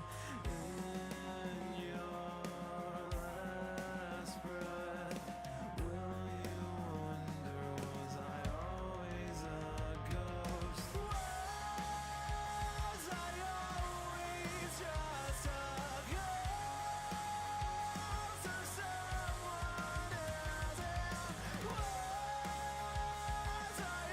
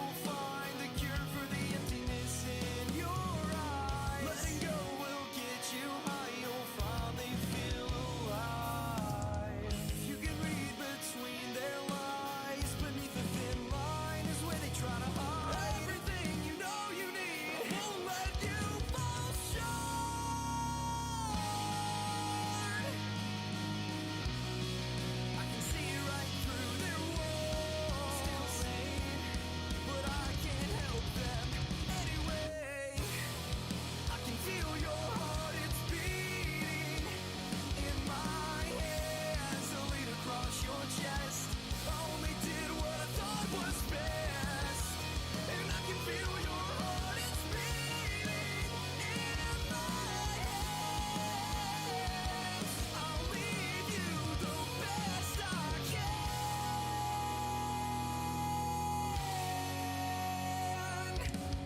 Just let 'em be, is what they all say. But if I did, what happens then? Do I just walk away? Well, let 'em be, can't let 'em be. No, it's not who I am. Just hear me out, I promise that it's for your own sake. Forget what you have done. It's all or none. Become the man you wanna be, not the man they want to say. I can feel your heart, it's beating in my hands. A lead across your chest. I only did what I thought was best, and I can feel your heart, it's beating in my hands. I'll leave you the best I can.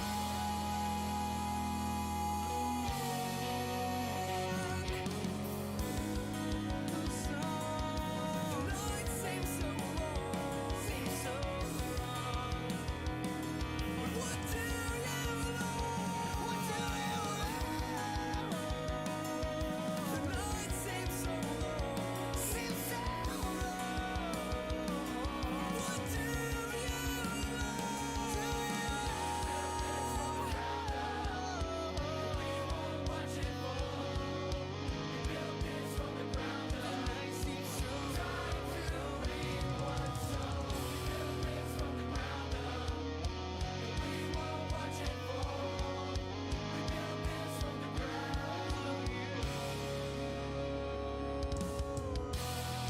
I can feel your heart, it's beating in my hands. A lead across your chest.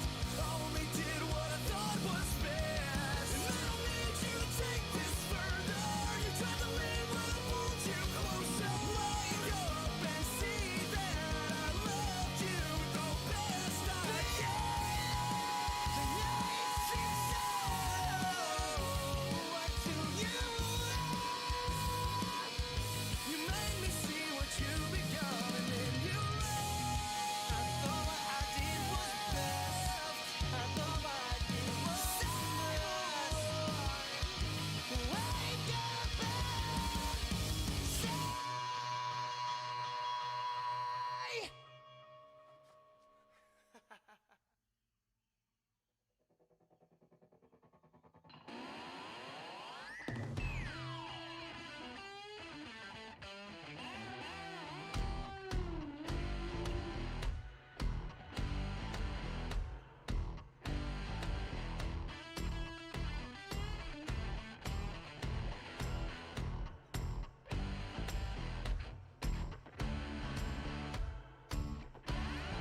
She ain't mine, but she look fine. Gonna take some time, gonna make her mine, gonna make her mine.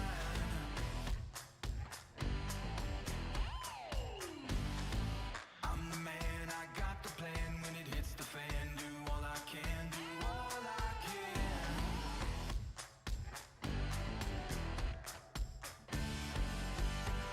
When she lets her hair down,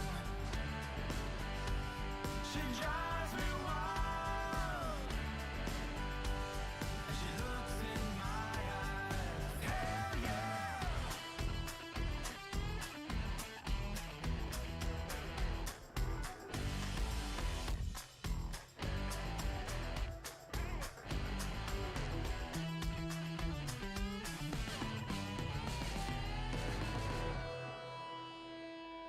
I don't care, it's a double dare.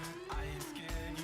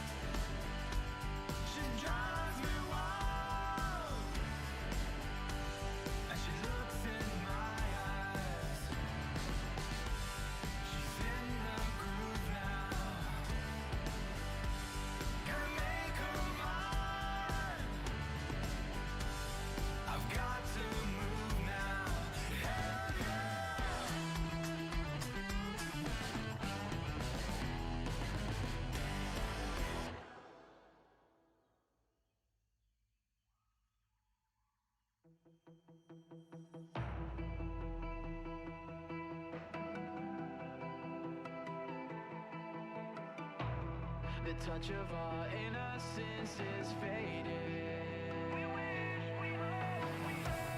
No answers for questions we keep evading. Before the sun went on, we can point the blame, but it doesn't matter. It ended before it begun. Now we run. The shadow lingers on. We feel the devil stare, but we move on like we don't care. 'Cause inside this house of glass, we're throwing stones and we just pray for it to last.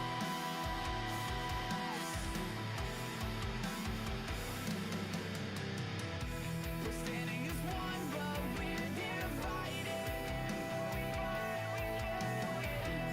Our days pass us by, but they're spent misguided. Must decide on our own if the story should end or go on. We feel the devil stare, but we move on like we don't care. 'Cause inside this house of glass, we're throwing stones and we just pray it lasts. We feel the devil stare, but we move on like we don't care. 'Cause inside this house of glass, we throw stones and we just pray it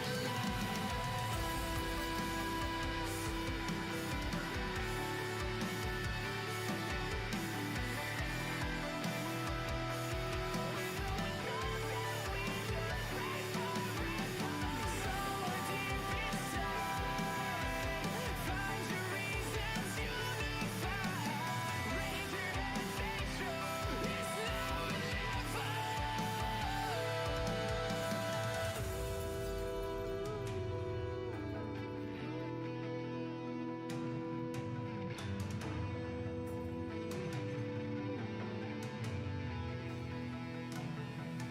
We feel the devil stare, but we move on like we don't care.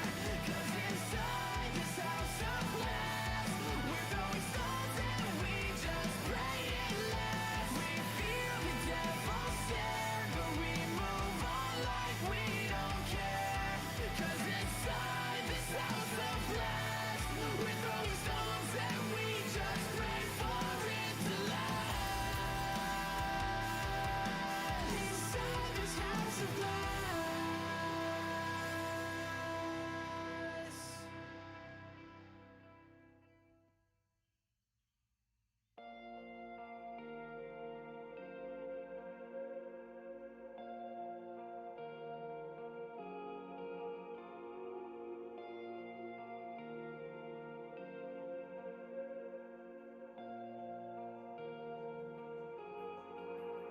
I suppose I ignored every warning, stepped unhealthily close to the edge. Oh, but I can't recall when I started to hate all the things that used to give me bliss.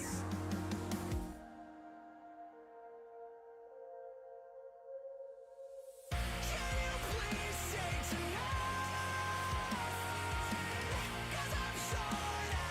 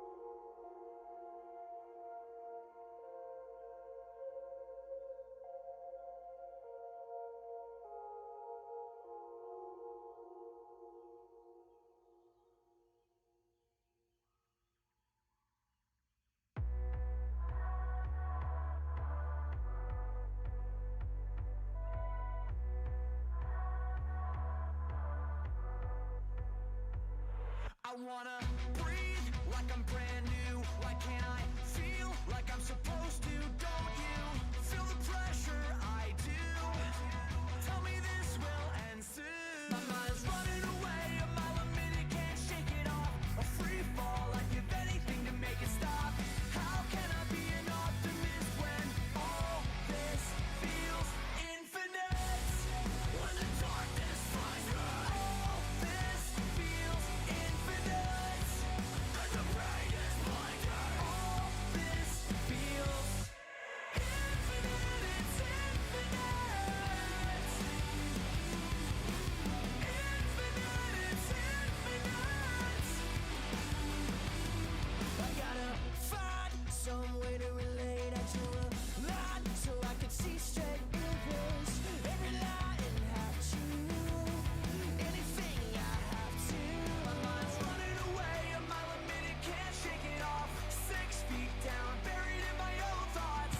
How can I be an optimist when all this feels infinite? When the darkness finds me, all this feels infinite. And the brain is blinded. All this feels infinite. It's infinite. Infinite. It's infinite.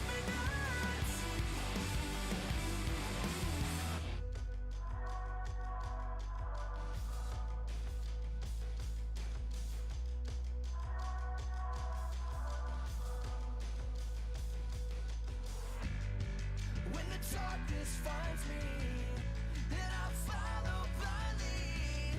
How can I keep it together when all this feels infinite? It's infinite. Infinite. It's infinite. It's infinite.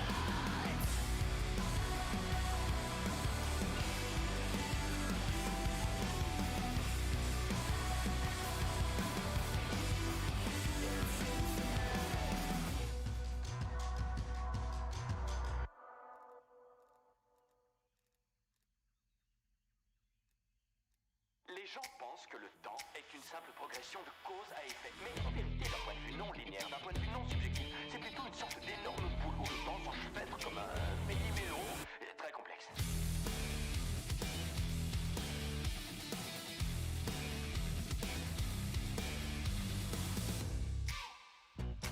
I'm always here and there. Whoa. I fear of missing out and hate what I've become. And I'm torn. A handshake, a smile, yeah. The blink of an eye,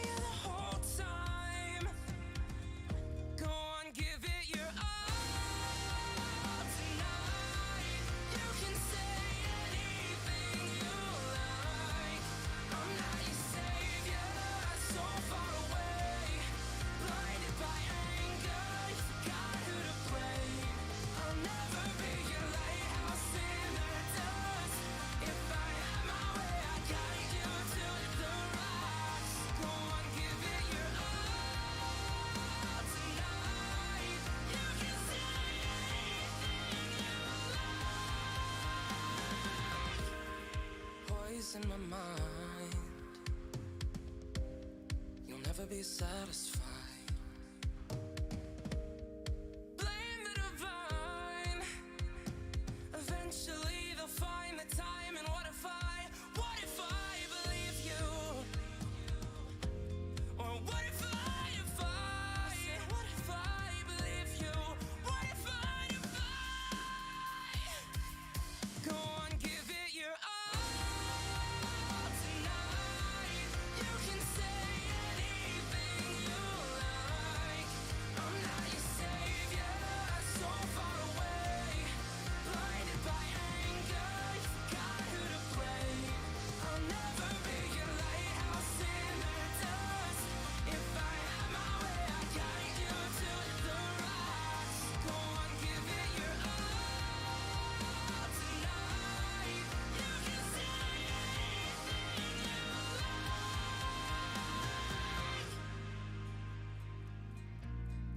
You can say anything you like. Go and give it your all. You can say anything you like. Go and give it your all. And what if I believed you? What if I could? Go on, give it your all tonight. You can say anything you like. I'm not your savior, so far away. Blinded by anger, you forgot who to blame. I'll never be your lighthouse in the dust. If I had my way, I'd guide you to the rocks. Go on, give it your all tonight. You can say anything you like. Go and give it your all tonight. Oh,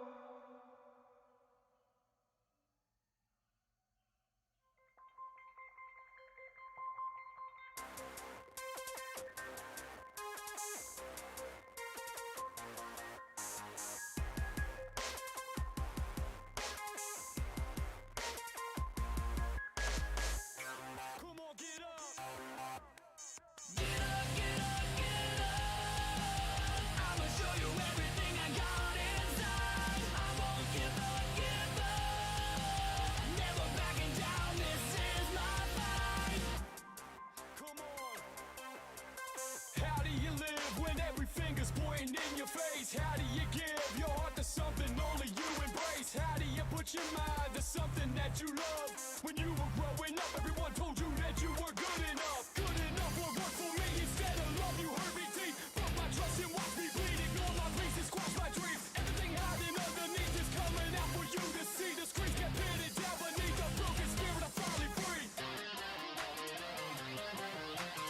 Get up, get up, get up. I'ma show you everything I got inside. I won't give up, give up. Never backing down this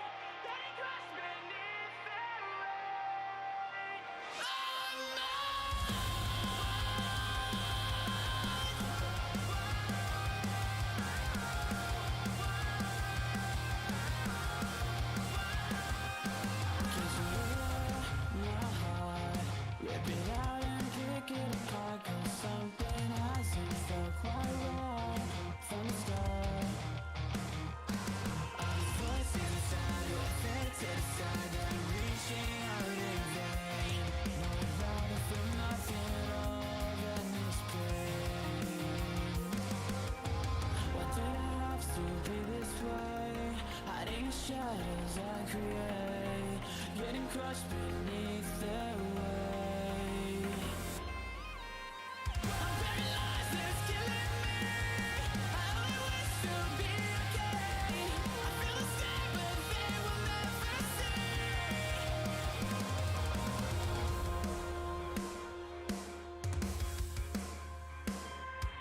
Can you feel the heat? I'll surrender before my defeat. I guess I've run my course and now I'm absolute. All these voices inside who I think to decide that I'm reaching out in vain. No, this empty shell is everything. Why did I have to be this way? How these shadows I create, getting crushed beneath their weight. I'm paralyzed, it's killing me. I only wish to be okay. I feel the same, but they will never see. I take my shape as I fade away, just to stay on the wall, just to name to decay.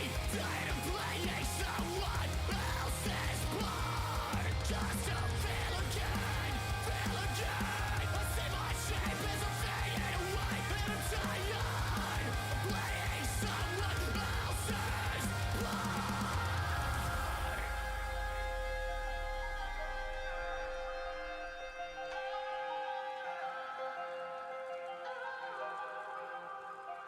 Is it all in my head? Is it all in my head? Is it all for protection? Is it all in my head? Is it all in my head? I think I'm starting to see. Is it all in my head? Is it all in my head? Is this just a perception?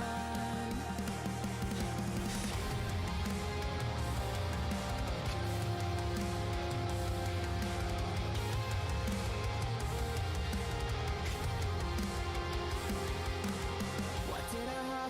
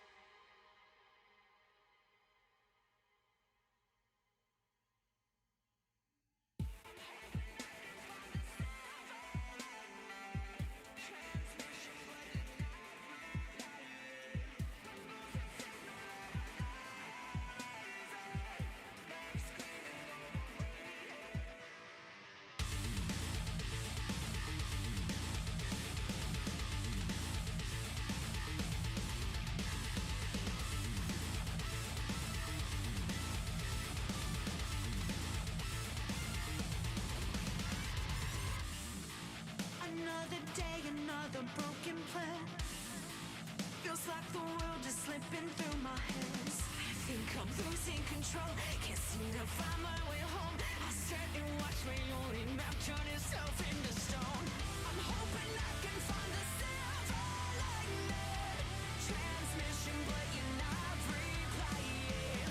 We're losing signal over the horizon. Bats screaming over radio silence. I think you're breaking up. I think you're breaking up. I think you're breaking up. I think you're breaking up.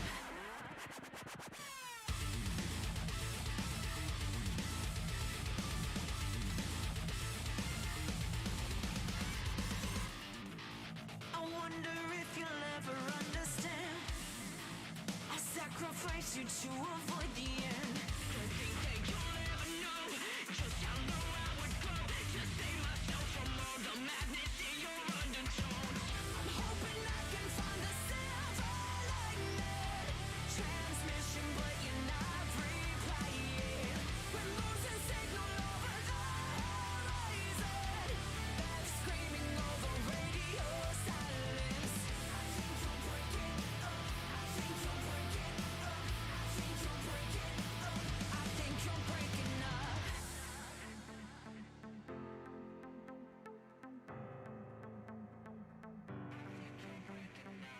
We're in a different place, and nothing feels the same. I hate to break it to you, baby, but I'll be okay. Don't try to call my name, won't answer anyway. You're breaking up, but I wish that you would just fade away. I'm hoping I can find the silver lining. Transmission, but you're not replying.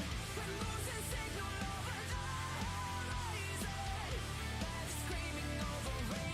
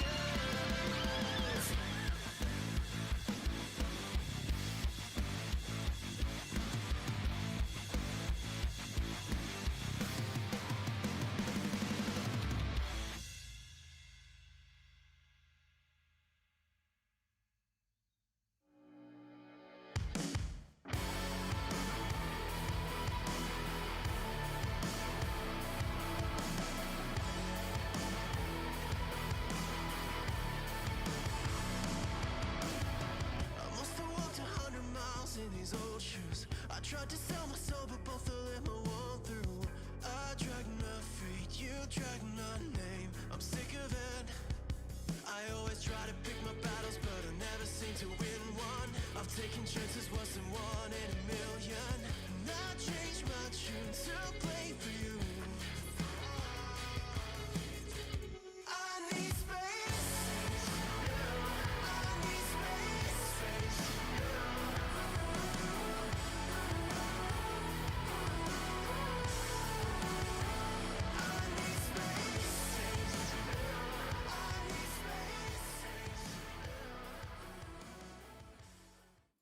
Hey everybody, welcome back to the Call of Duty Challengers Elite Stage 3 European Community Broadcast here, brought to you by myself, Infinity, and IHOLDSHIFT. Alan, we've just had one heck of a first game on our stream. Now we're jumping into what will be an epic second. Absolutely. Obtained Elevate, two teams that immediately got qualified for Stage 3 thanks to their placements from Stage 2's playoffs. But things have changed a lot, I think, just over the course, specifically for this Obtained esports squad.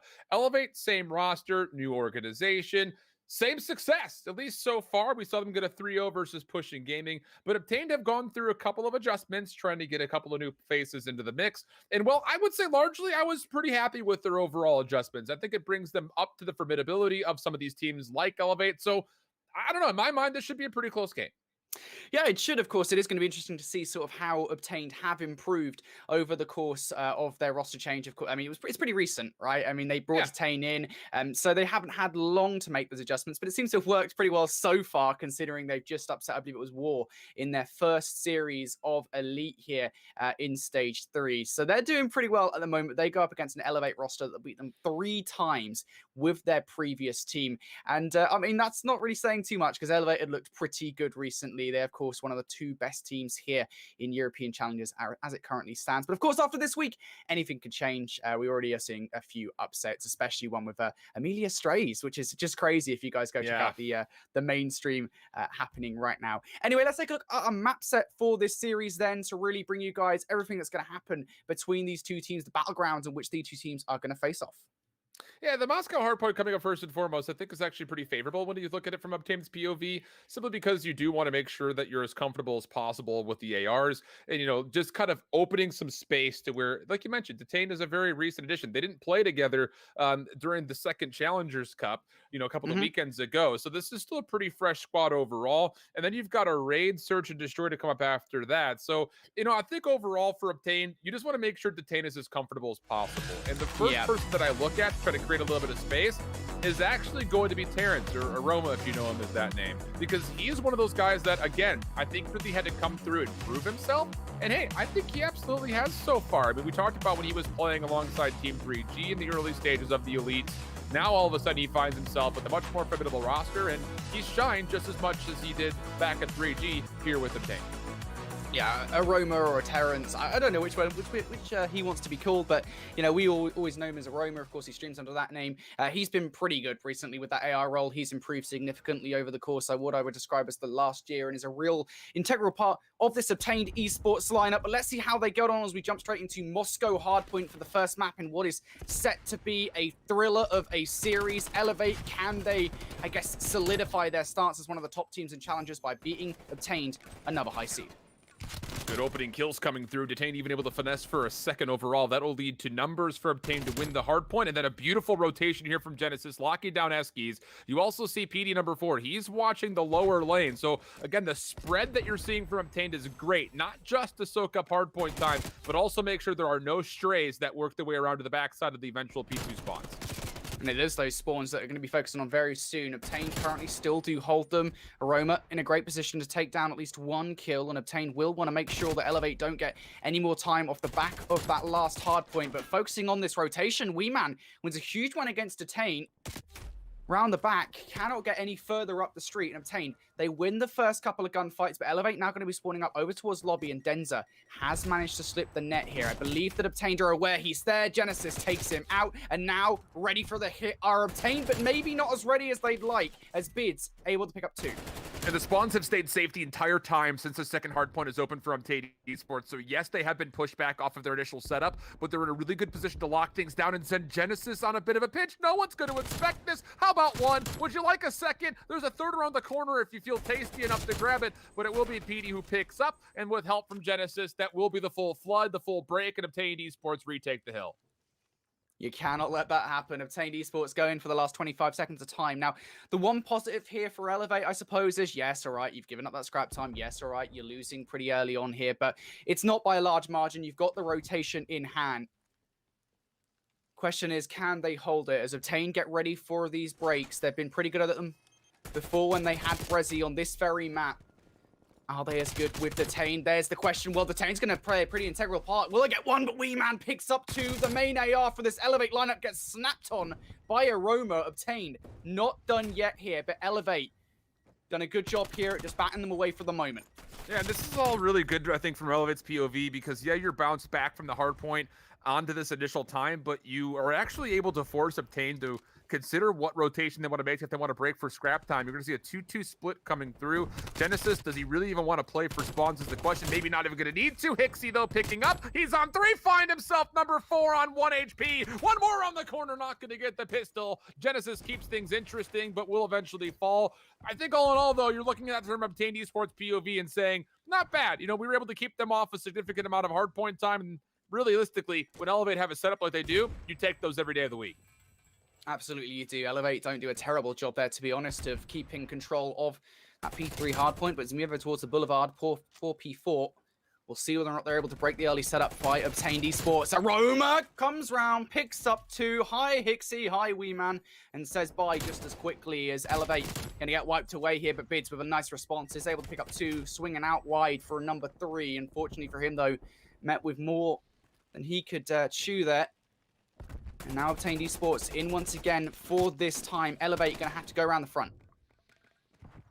He is going to try to keep the play on the flank alive, though. This will force Obtain to consider that this could be a play and keep their attention split. And as they are, the kills come through. Very convincing play. Love the discipline from Hixie, just to make sure Gold stays safe for his team. Work around the back and force Obtain to be a bit distracted, but doing almost the exact same thing as our team in orange. But the problem is the kills have not been all that convincing as of yet. A 3-for-2 exchange. Terrence, the last player left alive, also falling, and Elevate right back in this game and taking the lead for the first time.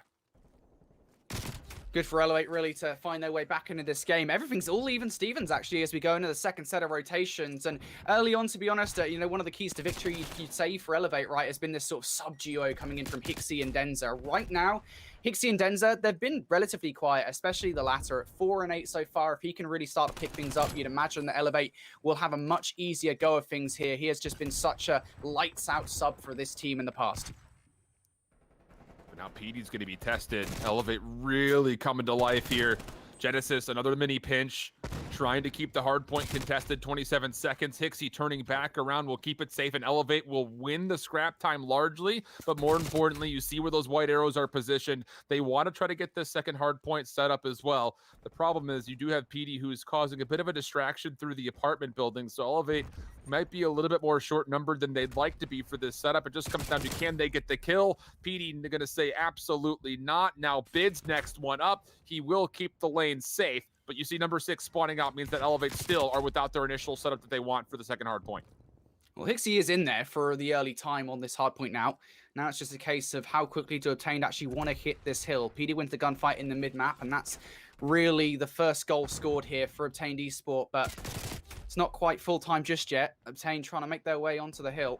You need a wave of kills to do it. Hixie inside, going to take some shots into Detain. He's going to have to regroup over with PE inside Laundry. Aroma elsewhere. Going to take out Denza, but Bids is going to fall. And that perhaps is the most important kill of them all, as Obtain wipe out Elevate. This last 25 seconds of time will absolutely go their way. And now it quickly becomes a foot race for the rotation. Genesis recognizes how important that rotation is. Tries to beat them to it, but he's no Usain Bolt. Cannot get there in time. Yeah, but look at Elevate. They actually have to push all the way back to anchor up just to make sure they stay safe. So Obtained Esports has a free pathway to at least to try to contest this. And they recognize that, okay, if Hixie and Bids are playing alongside Library, maybe we can work our way through Elbow. And Genesis may have just found a lane. An unfortunate nade will take him down too low. Weeman with the shot punch. Elevate staying safe on their setup for Library. This is important time again, right? I mean, this is time. If it goes Elevate's way, they could well walk away with this game. It would be not necessarily an insurmountable lead, but one that would be very hard to come back from, especially on a rather unforgiving map such as Moscow. Genesis able to pick up one. Obtain, they know they need to break this and they need to hit it together right now, but not when Bids is there, not when Denz is there. Genesis, the last player left up. What do you have for us, Genesis? Unfortunately, not everything is only able to pick up one, and now that should send Obtain scuttling towards the rotation, but there is one player over there looking to play spoiler, and it's Bids, and he wins the rotational gunfight. Nah, it's just everything coming up aces right now for the side of Elevate. This is in the face of Genesis going 22-13, by the way. Just going to casually mind that as he's taking over. 4 seconds of the hard point time means that he is playing that rogue SMG role, and he's been doing a lot, but the problem is there has not been lockdown. I mean, you see minute 20 seconds for Weeman. He's only 14-13, but we saw just in that third hard point the kind of influence that he has. He wins 3 very crucial gunfights throughout that library to make sure the hard point stays safe. How about another one to the tally as he takes down Petey? Also, I believe, knows that Detain is sitting inside of office. Easy elimination for Hixie and Elevate. Gonna get to the double century mark, no problem. Yeah, this is not good for Obtained. You've lost effectively, what, 3 rotations on the bounce now? Elevate have just done such a stellar job of shutting Obtained out, and Denza picks up yet another one here, combining with Hixie for a 7 spree. Weeman also now getting on the action. Elevate just having such a good time, really. I mean, this has been an on-the-rails experience, if anything, for the last few hard points. Obtained, they just cannot find their way on in. Genesis tries it, shut down immediately by Denza, who now finds himself on 5. Detain coming out to try and get revenge on his former teammate will let Denza get 6 on a spree, and 1 more kill should enable him some streaks. Yeah, it's looking very convincing all of a sudden for Elevated. It happens between the end of this second hard point through the third and then into the fourth. I mean, they nearly get 120 full seconds between the scrap time of 2 and now where we're at here for the first.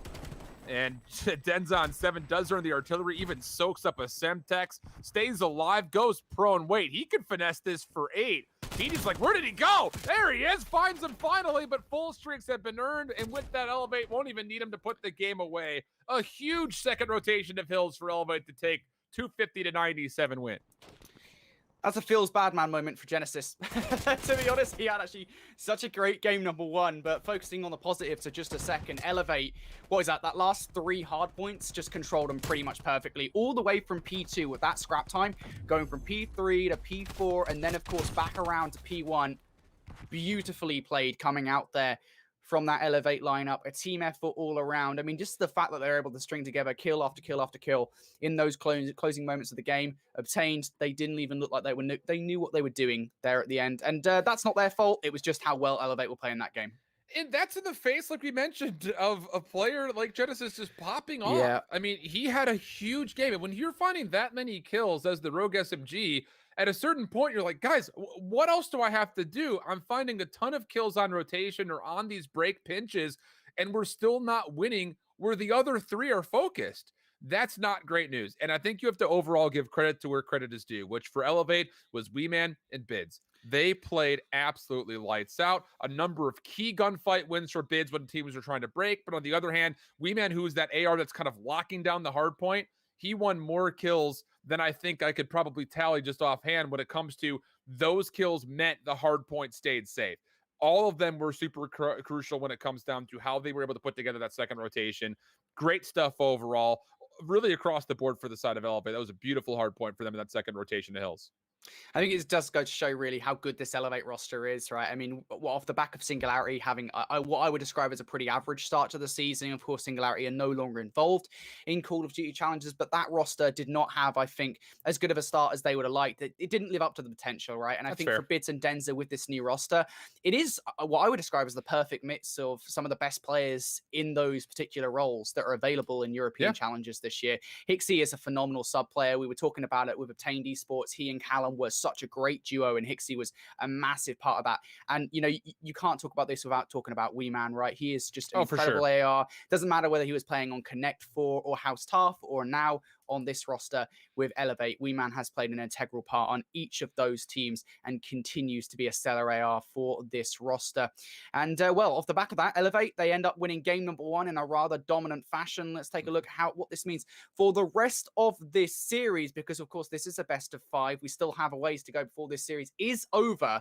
And even in this position, even after getting 250 to 97 in map number 1, you can never count a roster such as Obtained out. No, absolutely not. And, largely through that first rotation to Hills, I was like, oh boy, we really are in for a good one here. But it just didn't really stay true as the rotation to the second set of Hills happened. But what does that mean as far as Search and Destroy is concerned, I think is what lingers on our minds, because you have to remember that this Obtained roster, they did make a handful of changes. Most recently they were playing with Brezzy, obviously no longer a part of the roster. So there is some figuring out to do in a crucial role, which is going to be Detain up front with that SMG. And, the good news is that Genesis is already showing that he can kind of go rogue and play that solo SMG island kind of player and find success with it. So that means that, okay, Detain, we talked about the fact that you want to make him feel comfortable. He could just default to playing the OBJ when it comes to respawn. But when it comes to Search, you can't just trust that, okay, you carry the bomb out of spawn, you plant when we tell you to plant. You've got to have a Simp or a BZ-esque presence where you're moving as the first kind of tip of the spear forward to open up space, whether that's offensively or taking over key places defensively, especially on a map like Raid. I think the one thing I would say about now bringing Detain onto this roster for Obtained is you've got what I would describe as a very aggressive submachine gun player on your hands. For sure. And what I would do in that position is, and this applies to many SMG players over the course of this season with challengers, much like if you were to have Hydra on your team, for example, just let Detain fly is what I would say, because he is best when he does that. Just let him go run at people and try and get in behind the enemy lines with this Elevate roster.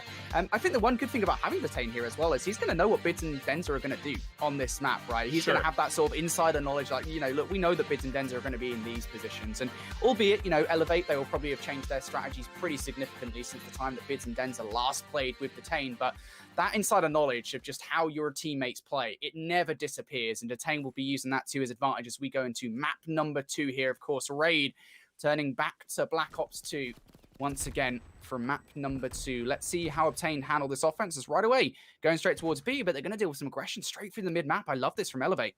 Yeah, this is going to be dangerous for Obtained because you're watching the flank in reactionary positions like Aroma's currently in. He can see players come across ARP, but he'll have no idea what's coming through driveway, and a really tough angle, really honestly speaking, watching the top side of this art apartment. So even though the bomb is down, there is a bit of a surrounding hit coming through for Elevate. They trade back the initial kills. We go 3v3. P has quite a lot to do here. He could well be the playmaker for Obtained, and he will be. He'll pick up one. And it's going to be Aroma and Pete dealing with the pressure from driveway side. That leaves Bids all alone. And I tell you what, if Bids wasn't alone, that could well have been a dangerous situation for Obtained Esports. But it's unfortunate, really. There's so much riding on that play through the mid-map. Yeah, and, I actually initially, I was watching it unfold. I was like, wait, Elevate are going to be a little bit trapped here if they don't execute this correctly. Because, like you mentioned, you're on a bit of an isolated island. But the initial push through, I was thinking like, okay, Terrence better stay alive in this position because he is going to have to react to the gunfight kind of late, when it pops up, whether it's through driveway or through art. But he had really, really good help across. I mean, everyone essentially coming away with a team ace, everyone working a kill. And Elevate now looking to get a bit aggressive. Hixie needs to keep his life as the only defensive pressure from Obtained would be from backside, and does at least trade back the initial kills. Bomb is planted simultaneously. Another quick 3v3 unfolds. The good news for Elevate, Hixie and Denza playing this one together. You can expect some aggression out of the SMG duo on this team, but kind of feel like they're a little bit trapped here. But Hixie's able to pick up 2 and quickly transforms this into a 1 versus 1. Genesis spots him out. Shots going in. Genesis going for the play call, and what an aggressive play coming out from Genesis there. Knew that time was not on his side, had to go for the play. Hixie was not ready for that, and Genesis once again seemed to be continuing the play from the hard point where he just had a stellar game. Great clutch there.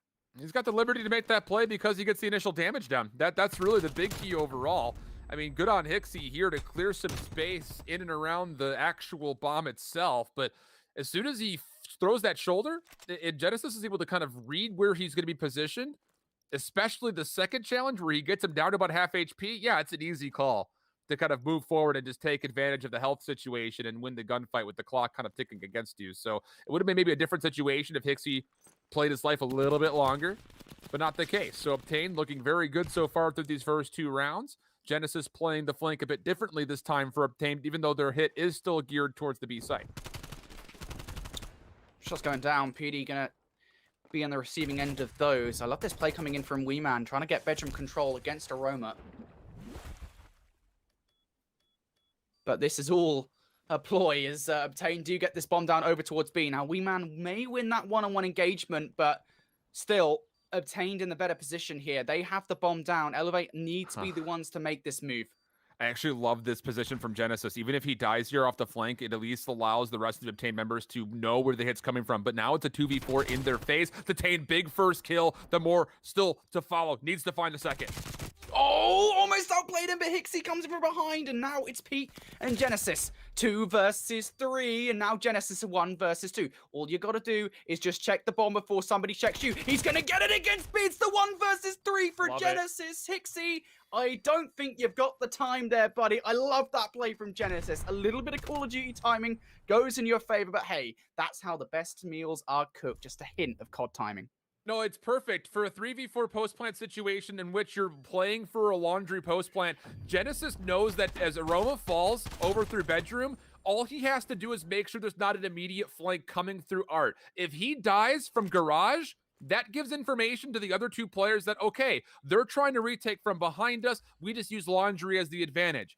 But if there's not a play from behind, and as soon as Genesis recognizes that it's going to be a 4-man hit through laundry, he gets, like you mentioned, the COD timing. He just rotates all the way around the map. He can allow his teammates to play their lives for as long as possible and then use the clock as his biggest ally to clean things up. Beautiful stuff, but getting into this round, Elevate still keeping on the aggression. They get right onto the B side, and Denza for the first 2 through laundry is making this round look so much better for Elevate overall. Well, it's not over till the fat lady sings, and Obtained now in a 2 versus 3, down from a 2 versus 4. This is still going to be a hard situation to achieve. It's unfortunate when your Semtexes don't quite land when you want them, isn't it? Might want to go to strong arm practice there, but Obtained now 1 versus 3. This is possible. Jumps out the window. Oh, the shots are in. Even if he would have got that kill, though, I very much doubt he would have got the second. I know that Detain is a great player, but that's a lot to ask. And it is going to be Elevate here. Finally picking up a round, and to be honest, it comes off this very play. Denza comes on through, opens up the entire round. I don't think I could state as much as I need to how important that Semtex not getting in the window was. You even saw for a moment as PD was coming through the middle, he deletes that trophy system before he falls. That allows nades to start coming into that post plant setup to try to break it. If that Semtex gets in the window, that's a kill. You go to 2v2 and you know where the last 2 players are. They're in front of you right outside of laundry. But the fact that he's got to make the mantle to go up top to get that confirmed kill puts too much pressure on the other individuals. So now you get into Elevate, having to respond to an A hit. Hixie staying aggressive, but not going to read Detain. Good for 1, and he even reads that there's a second player behind him, and the post plant setup over through bedroom has a 4-man focus. This is good stuff for Obtain. How do you retake this if you're Elevate? Denza could be important. He doesn't take out Genesis on the steps, though. And now it's Weeman and Bids. They've got some control over the site. The problem is getting control of this bedroom is paramount, and it's so tough to do, but Weeman plays PT, and now it's a 1 versus 2 for Aroma. Time is just not on Bids' side, though. He has to win. No! Aroma? No way. Gabe, no! Why? There is no world that post plant should have been broken up like that. You're telling me the bedroom. You deal with 1 player on the flank, you know the second is there, and you've got 2 players that are going to have to push you from the front, and you're going to allow Bids to do this? Oh, no. Oh, the check as well. That is so clutch from Bids. Because you'd think any player there, right, goes straight top bedroom just to look, and Bids had it on pre-aim. He decides to switch over to the bottom just as Aroma changes. Whoa, what a round there from Elevate. But we look at our pip right now. Our second game going on at this point in time. August versus Team War. What a match that will be. And currently in map number 1, Team War just in the lead. Of course, we'll keep you guys updated as that match does go on. It's going to be an interesting one because Orglis getting stunned by Amelia Strays has got to change the mentality a touch. We'll see how things kind of unfold with that one as we continue to move forward, at least focused on our main match here, which is Obtained versus Elevate. Obviously much further on, so I imagine we will be able to see a pretty large majority of that Orglis Team War game, but this is a big round coming through. And to be honest, these bomb plants have been coming so darn quickly. It's just the post plants have been a little bit weak. Maybe not this time, though. Bids, Weeman, first 2 kills, leaves into a 4v2. Hixie smells Genesis here. There he is. Genesis was like on the other side. He's like, yeah, no one's seen me. It's fine. Give me a bit of Joanna Dark going on. Not a chance, buddy. Hixie spotted you out. And, you know, that is a tough one there. It's just a case of they get that bomb down super quick. They're able to defend it. Yeah, man, it's been quick. These offenses from Elevate, they've gotten the bomb down. Well, both teams have gotten the bomb down every single round so far. And they've been able to do it within the first 45 seconds, which is, I won't say a rarity, but it's definitely not nearly as common, at least with like what we see in the CDL in North America. And I think a lot of it is just because the mentality for these attacks have been, let's just get aggressive. Let's just stack stuff, try to play for trades, and then get onto the bomb side. And maybe even beyond that, maybe a bit of a nod towards the fact the defense is fine playing for retakes, which will once again have to happen as the bomb is very quickly planted. Elevate stacking mid-map. Detain good for 1, but the trades are there. Good trades coming in from Elevate. Oh, Hixie.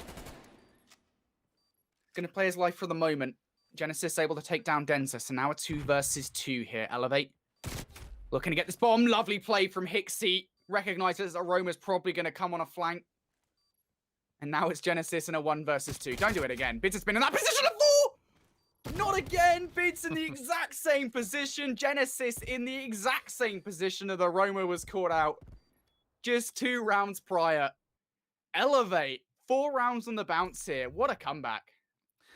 Yeah, you have to feel like Aroma's like, bro, like, did you not see what happened to me a minute ago? But at the same point, you know, I think there's something to be said about how these bombs are being planted, where that's 2 separate rounds in a row where Obtained Esports have the high ground post plant in their favor, and they voluntarily give it up to try to check from the low ground. So either they're feeling like these long range shots from Weeman and Bids are hidden different, or they're just feeling very unconfident with the angles that they have onto where these bombs are planted. And I think more importantly, how their teammates have tried to zone the post plant retake from happening. So now you're going to get Elevate, looking to get aggressive. Once more through Laundry. Bomb's going to be planted behind this. There is no one really able to watch this from mid-map until PD gets here. And while he will see Bids get the elimination, now we go to a 3v3, but retake still required coming out from Obtain's POV. Here's the problem. Obtain, they got to retake the power position that is Laundry. Elevate have their mitts on it. Hixie's able to pick up 1. Now it's Genesis and Aroma. Aroma's going to decide to make this a one-dimensional attack by helping out over towards Laundry, and that might well be the right play, but you have to get the execute in. The Semtex is denied by the trophy system. Now just Genesis, a 1 versus 3. Not a chance in hell, buddy. Elevate. They have this blueprint down to a T, man. If they want to hit A, they are running straight for it.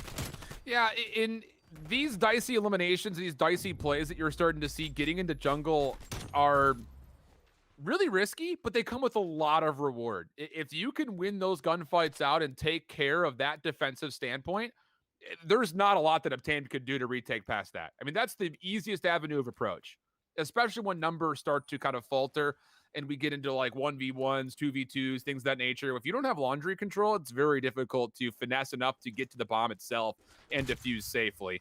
Looking back over at our picture-in-picture here, Team War, Orglis, caught in a tight one, 136, 108 the current tally. Streaks are going to rain down, and Hixie finds 2. That is just pure timing. Unbelievable call out, and Elevate take the search 6-3. Yeah, I think we should have called that one a 3-0, right? If you're an Obtain fan, yeah, look, that's over. We'll just take 3 rounds, but yeah, that is a rough one. Going up 3-0 to start that search and destroy, and then just this sudden resurgence coming in from Elevate. It really did feel like for the moment that Elevate were going to be able to, or Obtain, sorry, we're going to be able to take that one and type the series 1-1, but that's going to be one they're kicking themselves about, and now down 2-0 in that series. However, folks, we're going to go check in with our second series going on simultaneously at the moment. We're still in game number 1 between Orglis and Team War, a very important series for the overall standings here in Stage 3. And a very tight game thus far. Orglis needing to bounce back.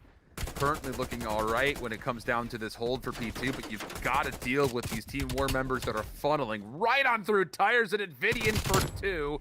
That'll leave things to numbers overall for Team War. They will break through the scrap time and they control high ground. The only thing that they have to kind of hurdle themselves over next is the obstacle of how do you get to the third hill.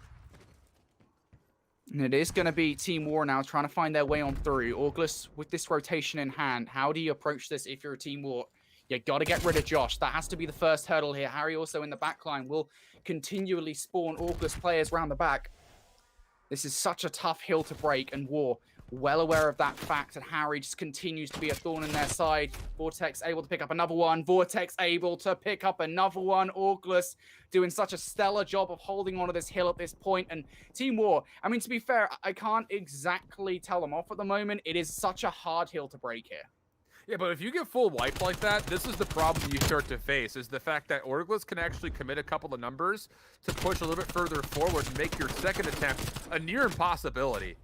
That's the big problem, but they do get an avenue to make their way through. Dart, Vortex on 4, 5, how about 6? Unbelievable stuff from Steet. That'll be over 210 points, and Team War's backs now very firmly put up against the wall. And even beyond that, again, the convincing kills lead to a convincing exit. Orglis with a chance to maybe even influence some contest here on the 4th hard point. Yeah, that last hard point could well prove integral to the ending of this game as Team War now. Vortex gets fed number 8, sorry. Metals is going to fall, and that will be the cruise missile as well. So if August so choose, they could well use those streaks now. But they don't need them. They do not need them. They're right into that hard point. Nasty is now there. He's going to have a one-on-one versus Lucky any second now. Lucky going to go check in the corner. The alcove gets dealt with by Harry. August soaking up all this time, trying to look for these last gunfights. Metals is able to pick up one, but if you're a Team War, you cannot let this time go, and it's so hard because you just got to go in one by one at this point. You don't have the numbers to make one big team push work, but every single gunfight is going August's way. Just one more push left in Team War here, and they are actually able to get on in, but Josh and Vortex reply in kind. Just 3 seconds shy of victory here are this August roster, and there it is, just getting the hard point. That's it, done for the map. No, apparently not. They didn't get in time. But they're going to need like a 1/10 of a second. So one break, one solid rotation where you just default to playing for time is fine. I mean, I just don't understand how you would possibly do this if your Team War. A decent clearance so far through the middle of the map, and they are recognizing that Orglis will spawn behind tanks. But the problem is there are streaks. You also have Josh from behind. And as either of those two will find eliminations, now it just comes down to overwhelming the final player, and the hill journey drops. Orglis, they are able to come off of a very unfortunate loss and put themselves in a position to do very nicely overall when it comes to getting themselves a map 1 win versus what seems to be a very good Team War squad, if I'm being honest. Yeah, this Team War roster, right? I mean, the storyline with them is they're fighting to be in the top 2, right? That is their big storyline, right? I mean, you know, going into stage 2, Team War and August were, in my mind at least, undoubtedly the top 2 teams, of course. And we had that discussion quite often where I think they faced each other 9 times now over the course of the season, more than any other team in terms of grand finals and such. And I don't know if they're winning that argument right now, but that's a different discussion for another day entirely. We're getting right in the swing of things here with Obtained versus Elevate, and we're looking at Obtained roster where their backs are up against the wall here. Now, mind you, Elevate have looked incredible over the course of the season. I mean, I say their one big stumble was stage 2 playoffs, the grand final, where they got 3-0'd by that August roster. And even then, every single map in that 3-0 was incredibly close. Elevate have had an almost flawless stage 2. Yeah, and I'm glad that you brought that up, because I feel like a lot of the audience and community at large will just look at the map count and say, oh, this was a blowout. That doesn't tell the full tale. I mean, those maps could have really gone either way. But the problem here is Elevate looks like they're playing with a different level of heat today than Obtained can really largely respond to. Getting back to the control overall, especially in these respawns, you're just looking at the lockdown potential. Wee Man on already 4-0 and making progress on A while the rest of his teammates are at the B zone. This is a troubling position for Obtained to be in.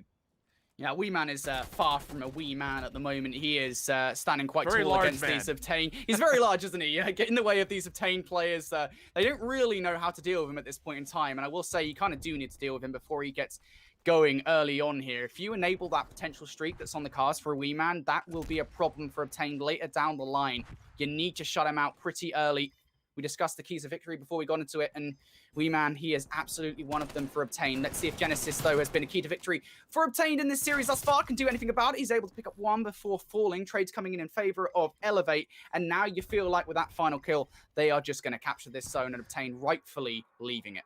Yeah, and I will just go backwards to the point that you get the first tick of progress at A. Weeman starts to feel the pressure coming in towards the retake, and you just back up, like you mentioned, to play first streaks. That's actually really heads up, because I got to remember that with the control changes, that one tick of progress could actually be pretty massive overall, let alone the fact that they are still leading in the lives, and as they control high ground, now the hit for Elevate starts to come over to the A zone. A bit back and forth, the streak cut down, Bid's last one to survive. It'll be him versus Aroma if he wants it, but he sees that zone go orange and says, no need for me to challenge that. Let me just keep the high ground and make good use of it. 3 kills in a row for Bids. If I've learned one thing from watching challenges over the past few months, it's that you never, ever underestimate Bids. He has been such an underrated player, and when he wants to be, he can be a monster. And now going to have to 2v4 this hill with Weeman in tow, but they're doing quite well at it. There's just one player left alive now in the form of Detain. He is going to pick up one before falling. Now Bids and Hixie inside looking to capture this zone. They're going to get the second tick of progression, maybe just one more player, and there it is. But all of these kills just going their way. They should just stack this point now to try and get the capture in. Obtain going to have to fly at it. They simply don't have the time. And Elevate, it kind of feels a little bit when you fast forward on The Sims. That's how that round felt for me. Wait, what did you just say? You play The Sims? You play The Sims, right? Alan, I think you strike me as a man that definitely plays The Sims. I've never played The Sims. You gotta remember, I am like a decade older than you, though. So you might have played The Sims 1 on like Windows 90. No, the only thing that I've ever played with the word Sims in it was SimCity, like the original SimCity, like Let's 96. fast forward on SimCity, right? But yes, and I know what you mean, but that was not at all the reference I thought you were going to go to in any form. I would never have guessed. Like, if you were to have put a prediction like, what is Brody about to say? And it was like multiple choice, I never in a million years would I ever have thought you were going to say something like that. Something to do with classic. Marvel or Star Wars, something like that. But no, Sims references are in today. They're in fashion today. Anyway, back to the game. Obtained Esports at the moment. You got to find a way to answer back, really, haven't you? After that stellar round number 1 from Elevate. And to be fair to them, they're doing quite well at the moment. Straight onto the B zone, and they're getting a capture in. Yeah, I was about to say, getting out of that first round defense, there was never a moment where Obtained was able to put together what they wanted to, because Elevate win very convincingly off the rip. The initial gunfights, they get the setups around B and A. They put the pressure continually on Obtained, but now Obtained are doing almost the exact same thing. The difference being Elevate are comfortable chalking that B zone and then getting themselves into a position where they can contest this high ground. So Obtained are going to try to rotate through square. Weeman will read this. Defense will adapt, adjust, and reposition, and now it's down to who wins the next set of fights. Denza has so much to do here, and unfortunately for him, again, you can only look in so many directions.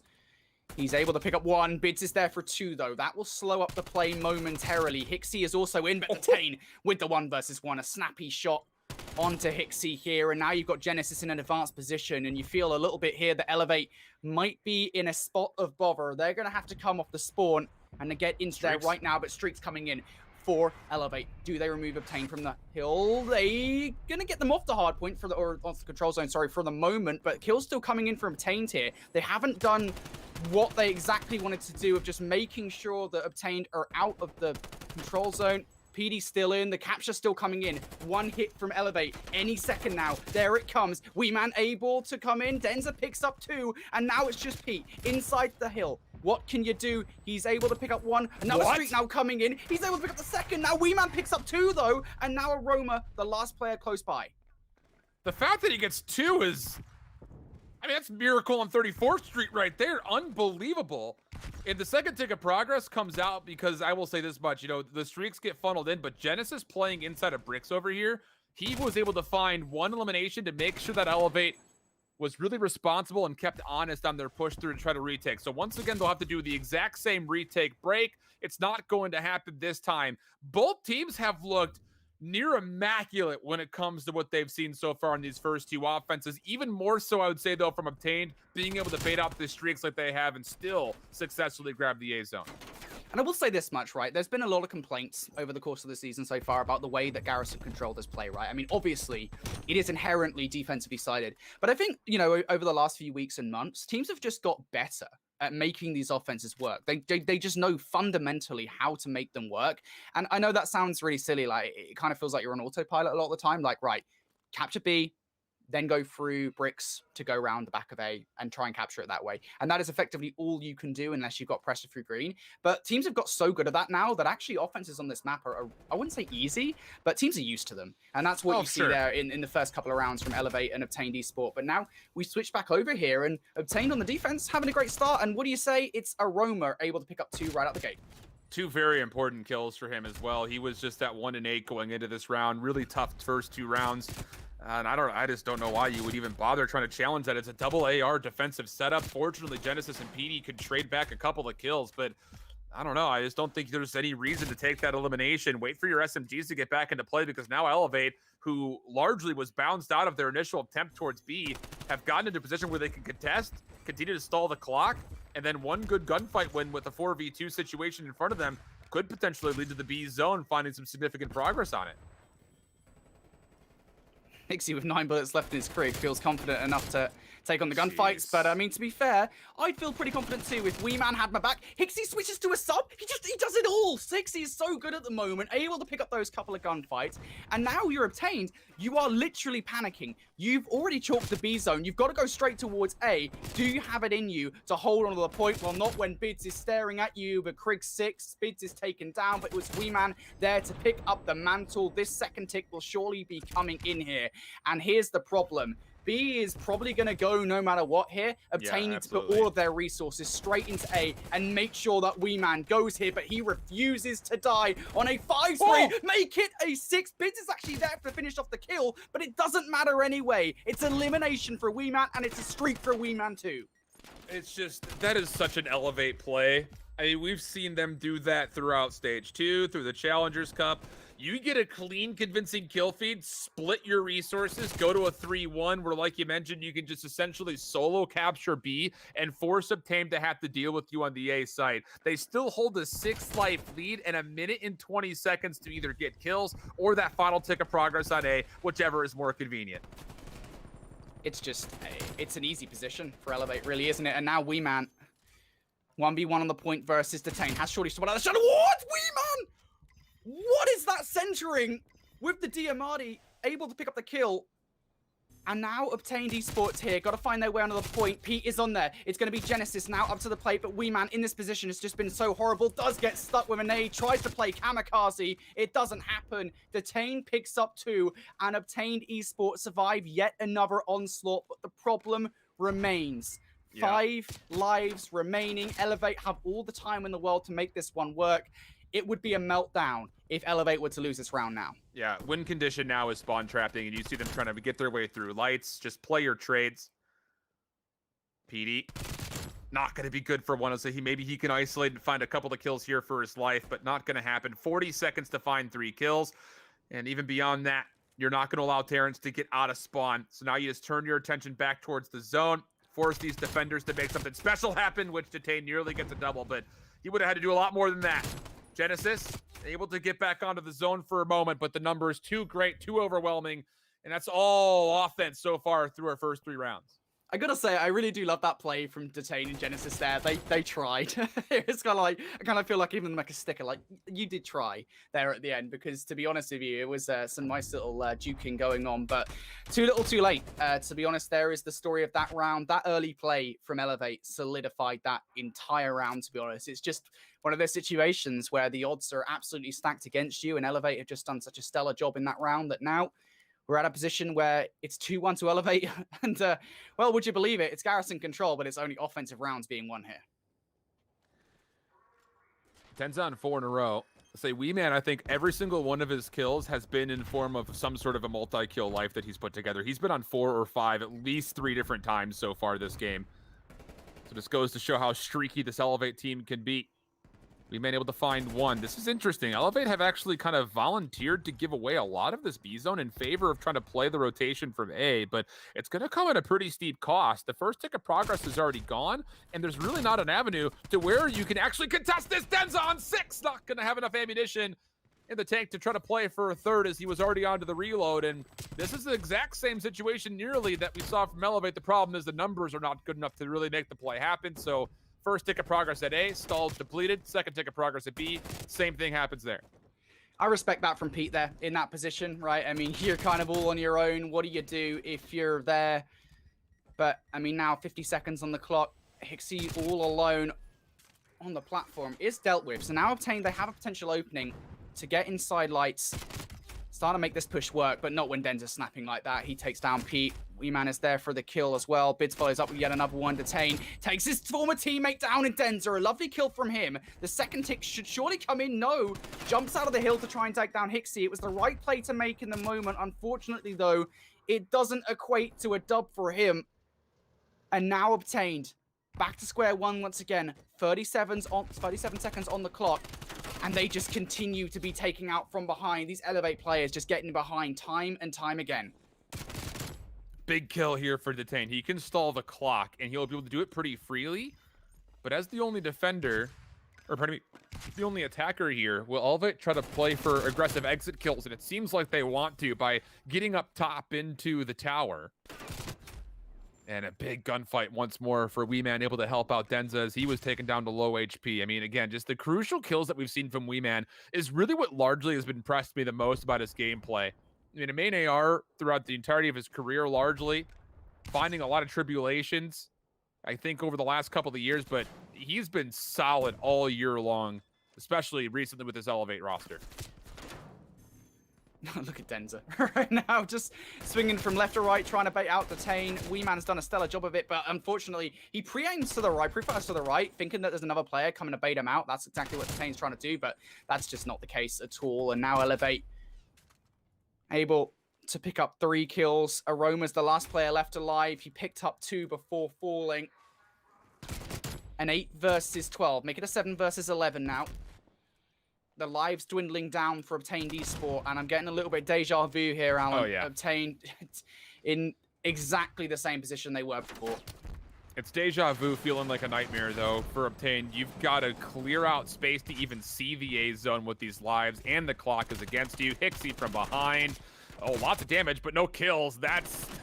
Mark that one down as maybe a headband right there. Not exactly his best moment overall. But Bid still up top. Goes to the prone position. 8v2 situation. Make it now just down to Genesis. Good luck. Have fun. Hey, Genesis is pretty good. He's a pretty good player. Not that good. He's played pretty well this season. But unfortunately for him, this match performance was not enough to get him through that control and Elevate. 3-0, would you believe it? Especially after what happened to Obtained and Team War in the first match of the evening, where, of course, I think we could probably describe that as an upset in Obtained's favor. They were able to win that series. Coming into this one, you think maybe they had a little bit of momentum, a little bit of a confidence boost. That is just simply not what happened. Elevate, they came in, they won every single map. I would argue, maybe the control, you can make an argument that it wasn't as convincing as map number 1 and 2, but still, I'd say that's a pretty convincing series win. I mean, the only thing that really was not convincing for Elevate in that control was their first defense. The second defense, really well put together. And to be fair, you have to give credit to Obtain for finding a way to respond immediately on that second round, which was their first offense. And they did the exact same thing to Elevate that Elevate did to them, where you win that opening breakoff, you get a couple of early ticks over towards the B zone, you put pressure on the A zone, force Elevate to really, you force their hand. You force them to have to play for the A zone overall. And eventually they just worked their way through a couple of really nice plays through bricks. So it's very early on. This is an Obtained roster that is essentially brand new. I mean, I think it's probably pretty safe to say that overall. And you're playing up against this Elevate team that is very tried, very true, and probably the best team in Europe right now. So the fact that you were able to even find a pretty good offense versus this Elevate team and put some pressure on them, I think is still overall pretty good. But it's how do you win, against that team later on down the road if you do make playoffs, that I think would still be lingering in the minds. And that's the one thing I don't think we mentioned when we were talking even about playing up against Elevate is, getting through the initial group stage relegation is fine. But at the end of the day, you want to try to win the better part of that $50,000 that's waiting for you at the end of the road. Yeah, for sure. We'll say Obtained looking pretty good at the moment. You know, they've got two of the harder games out of the way, I would say. Although that's not to say there are any easy games here in Challengers No, Elite. no, You know, definitely not. look, if anybody's been around, you've watched any of Stage 1 or Stage 2, you should know by now that there is no such thing as an easy game, especially of what just happened in the qualifier. Upset Central. There's some All over the teams. place. Yeah, there are some teams, especially in North America as well, right? I mean, both regions. There are some teams that maybe people would have thought, yeah, like they should have qualified, and they simply didn't. And that speaks to just the talent that we have here in Challengers. Well, let's take a look at our map set for the series again, just to remind you guys how everything did boil down there. You know, I think it does really speak for itself, doesn't it? You look at the score lines across the board. Elevate, they had a pretty good series there. Oh, great series. 100-point club at map number 1. Comfortable search and destroy win. I mean, it was tight for a while, but, 3 rounds in a row, essentially, for Elevate to take the 6-3. And then the 3-1 there in control with a lot of success on offense, a really good final defense to put things together. That's going to feel very confidence boosting. You have to feel for Elevate's POV. Now, Team War and Orglis are still squaring up against each other. They just got out of the search and destroy, which Team War was able to steal away 6-4. So we'll be sending things, I imagine, to just a brief break, or waiting for them to get ready to go for their control, which it looks like the lobby is starting to set up. So, Team War, Orglis, both teams could really use a win versus one another, especially after Orglis found themselves surprised in their first overall matchup. That could be an interesting series once more. And like you mentioned, it's a historic one. It's happened time and time again over the course of the first 3 stages of Elite. Yeah, Orglis, they have one out, I believe. I think it is 5-4, but it's been very close every single time they've played one another. And these two teams, I think even following stage 1, it's a grudge match, I think, at this point. Especially considering some players on that Orglis team synonymous with the War brand last season. So I know Kev's going to be sitting there really happy with the fact that he's got War back in Challenges this season, but this is a juicy match for him. We'll send it to a break very quickly then, guys, while we get our next match underway. We're going to be looking into that Orglis versus Team War matchup. Trust me, guys, you do not want to miss it.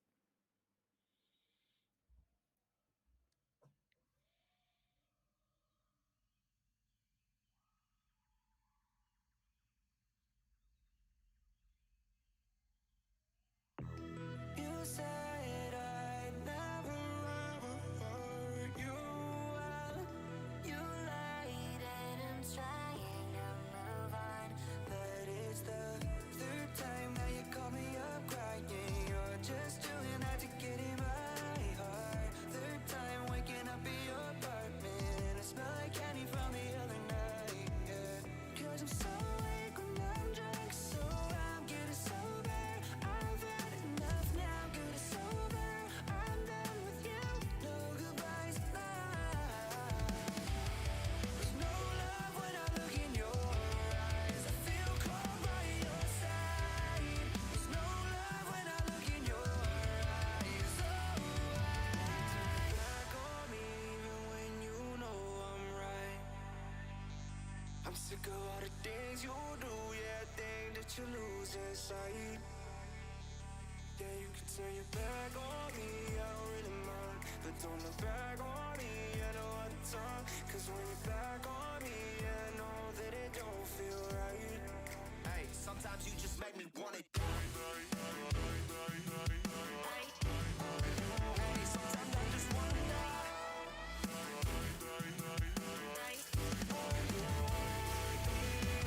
Every other center, you're sweeter than honey, but you're sour with your love.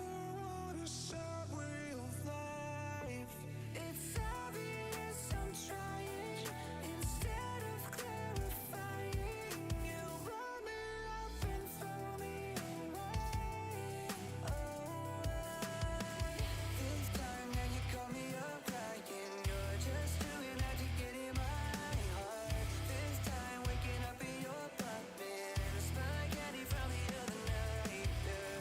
'Cause I'm so weak when I'm drunk, so I'm getting sober. I've had enough now, good as sober.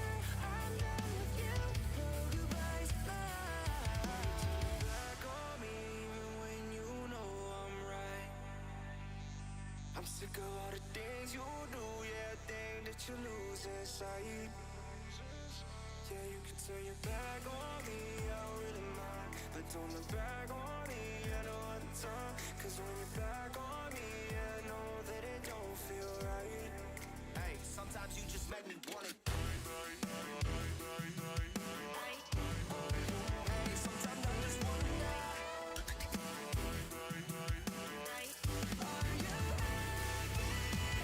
We need a doctor. Look at his.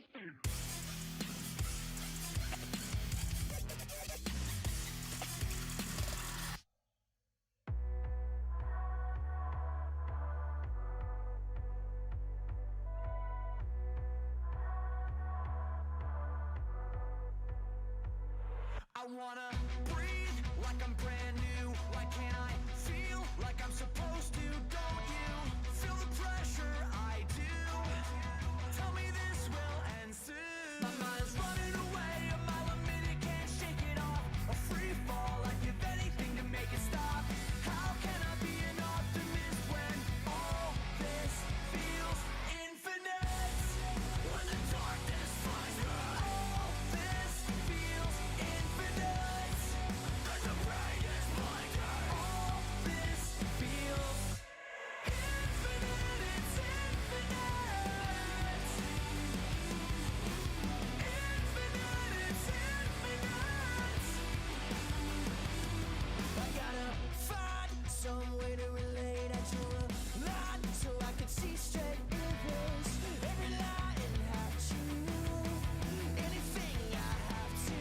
My mind's running away, a mile a minute, can't shake it off. 6 feet down, buried in my own thoughts. How can I be an optimist when all this feels infinite? When the darkness finds me, all this feels. Welcome back, everybody, to the Call of Duty Challengers Elite Stage 3 community broadcast here for Europe. We're jumping straight into game number 3 now between August and Team War. Of course, our first series is done and dusted. We're on to the second, and if you're just joining us on the stream, my name's Infinity. I'm joined by IHOLDSHIFT for this one, and Alan. We had a stellar first match here, now into the second for our second set. Yeah, and it was a very tight search and destroy. Went to 6-4 in War's favor. The hard point, we saw a little bit of that. 250, 172 on Garrison. So, the Orgla's trying to bounce back after a, let's be honest, it is what it is, but that is a loss to Amelia Strays that you would not have predicted if you were anywhere near close to, I think, the Challengers community, especially if you're an Orglas fan. You look at your schedule overall, you probably circle a couple of opponents that you're looking out for. I don't think Amelia Strays would have been one of them, but an upset there leads to a must-win situation, really, you feel like, for Orglas to try to avoid going 0-2. And well, so far, Josh, nice start for him, 3-1, and an opportunity to get out of the B zone. There's going to be Josh over here at the moment, has quite a bit to do, stuck between a sandwich of Team War players. They're all coming from basketball, and Josh is going to have to try and dive away. And it's kind of unfortunate, right? He was just constantly retreating all the way back, and now for Auglas, this is going to have to be a straight attack from bedroom towards the point. Vortex just checks his teammate. He's so cracked out at the moment. He was about to shoot his teammate there on the steps, but fortunately, Harry survives that engagement, the brush with death with Vortex, and now Auglas surging onto the point. If you deal with Journey, you should be fine and dandy. The pressure in from the backline as well, but Auglas cannot finish these gunfights. Journey is still alive over towards the point. He gets 2. Lucky finishes out Josh as well, and what could have been a favorable position for Auglas quickly turns sour.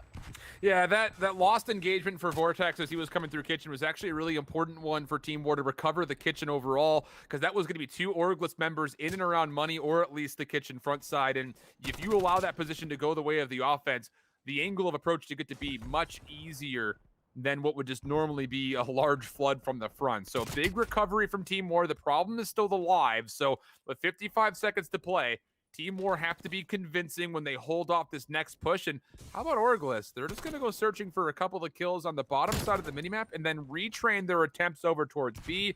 Decent initial eliminations, but the defensive front, too good from Team War. They push back Orglas once more. Josh and Nasty still in position to do something about this. Now it's just Josh left alive.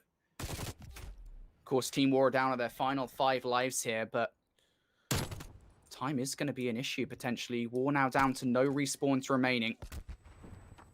And you just got to play lives here if you're Auglas. play this as a team. Josh is able to pick up Journey now. This will be a much more manageable situation. Player inside money. Vortex wins the gunfight, and now a 2 versus 4 on the point. Lucky and Metals, what do you got for us? Lucky able to pick up 1. Metals now down. A 1 versus 7. Time not on his side. A 1v2 realistically on the point. If he would have approached this and made the play, he could well have ended it, but now it's harder to do. Harry comes and finishes up, closes up shop for round number 1. And that is a tough situation, to be fair, for August to win. They have to get that right. Oh, I mean, yeah, absolutely. It's just one of those things that you have to give credit to Team War for holding strong, but the trades that we started to see in that back 60 seconds were just not going to allow them enough of an opportunity to reduce the life gap to a point to where that clock was going to be the difference maker overall.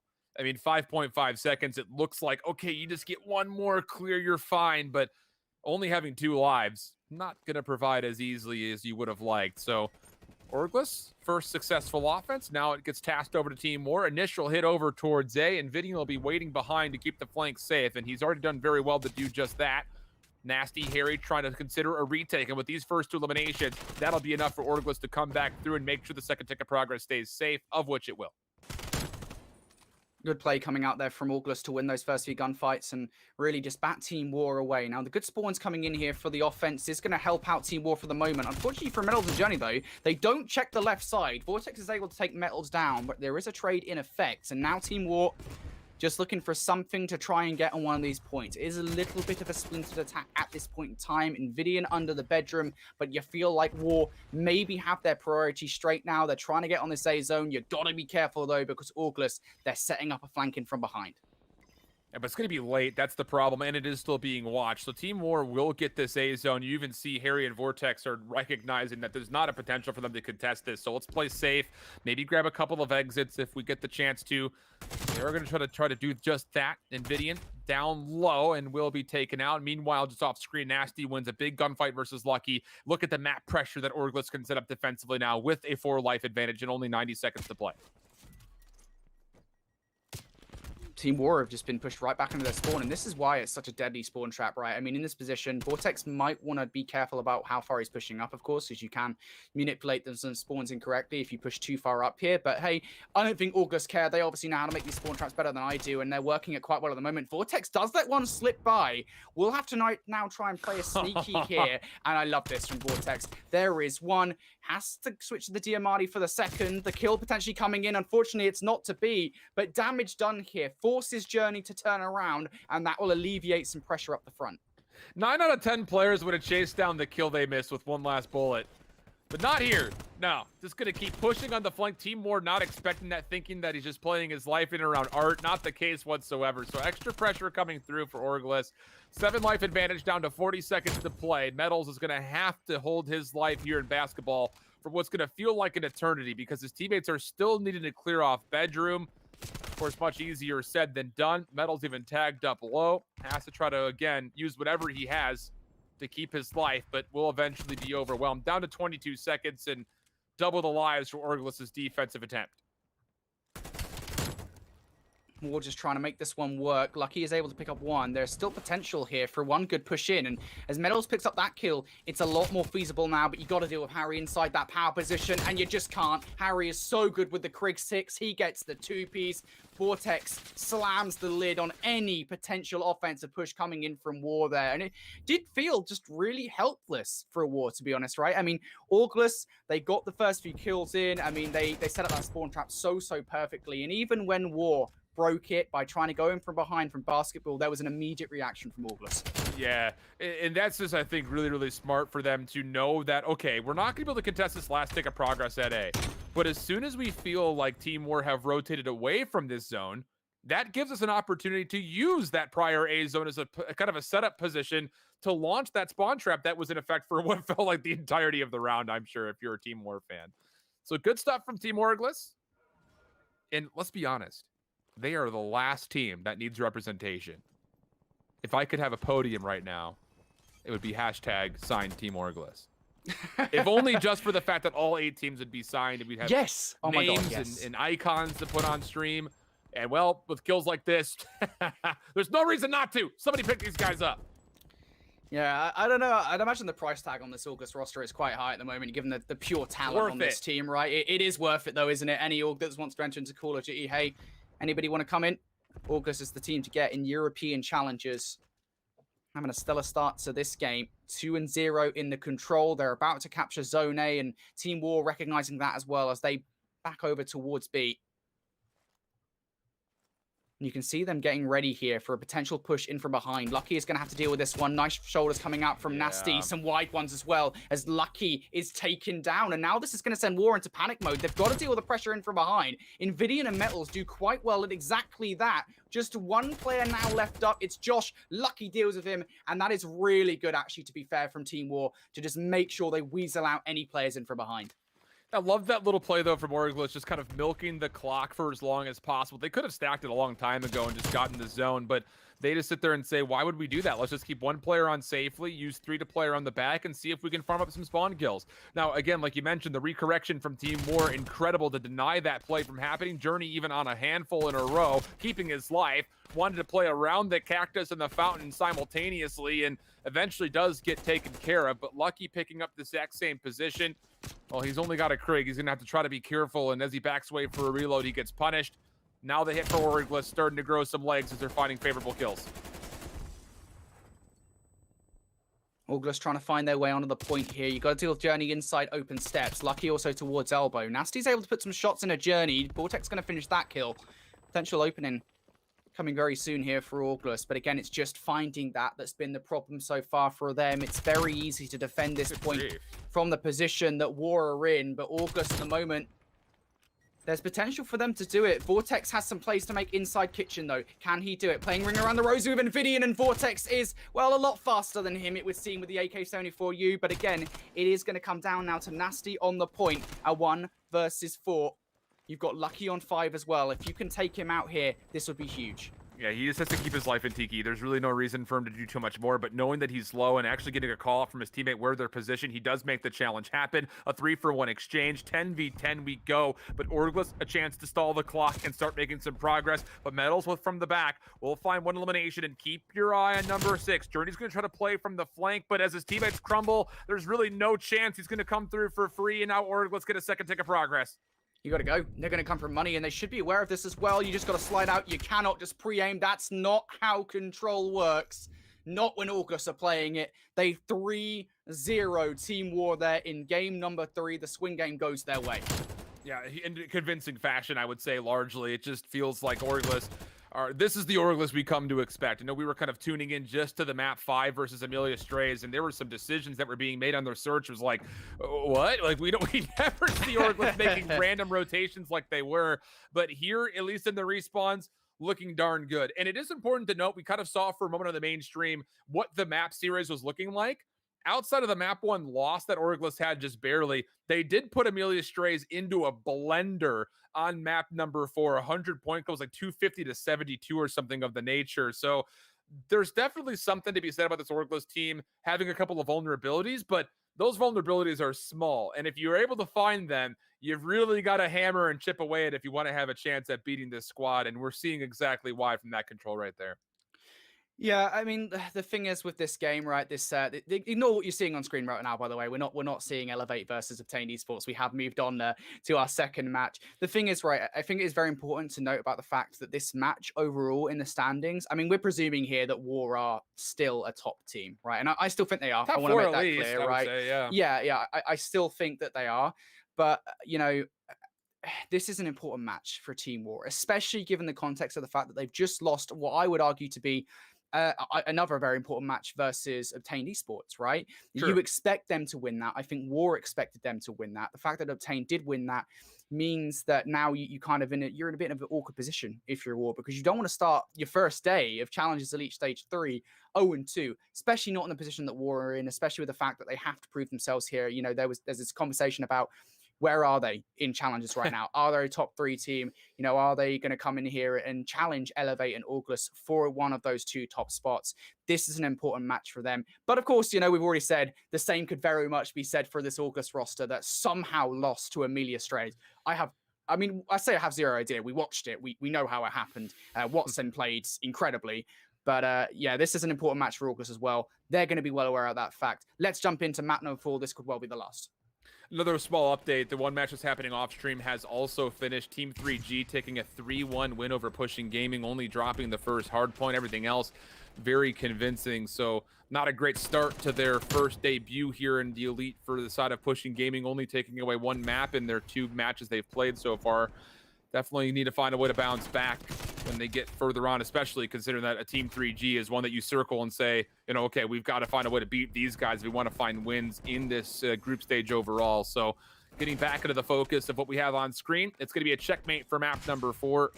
And well, even though there's a great start for Metals, it's Orglis who retained the hard point for now. Lucky, knowing that there are a couple players that are low, tries to dive on forward, but he put himself in essentially a 1v3 situation, and that's not one that he's ever going to come out on top of.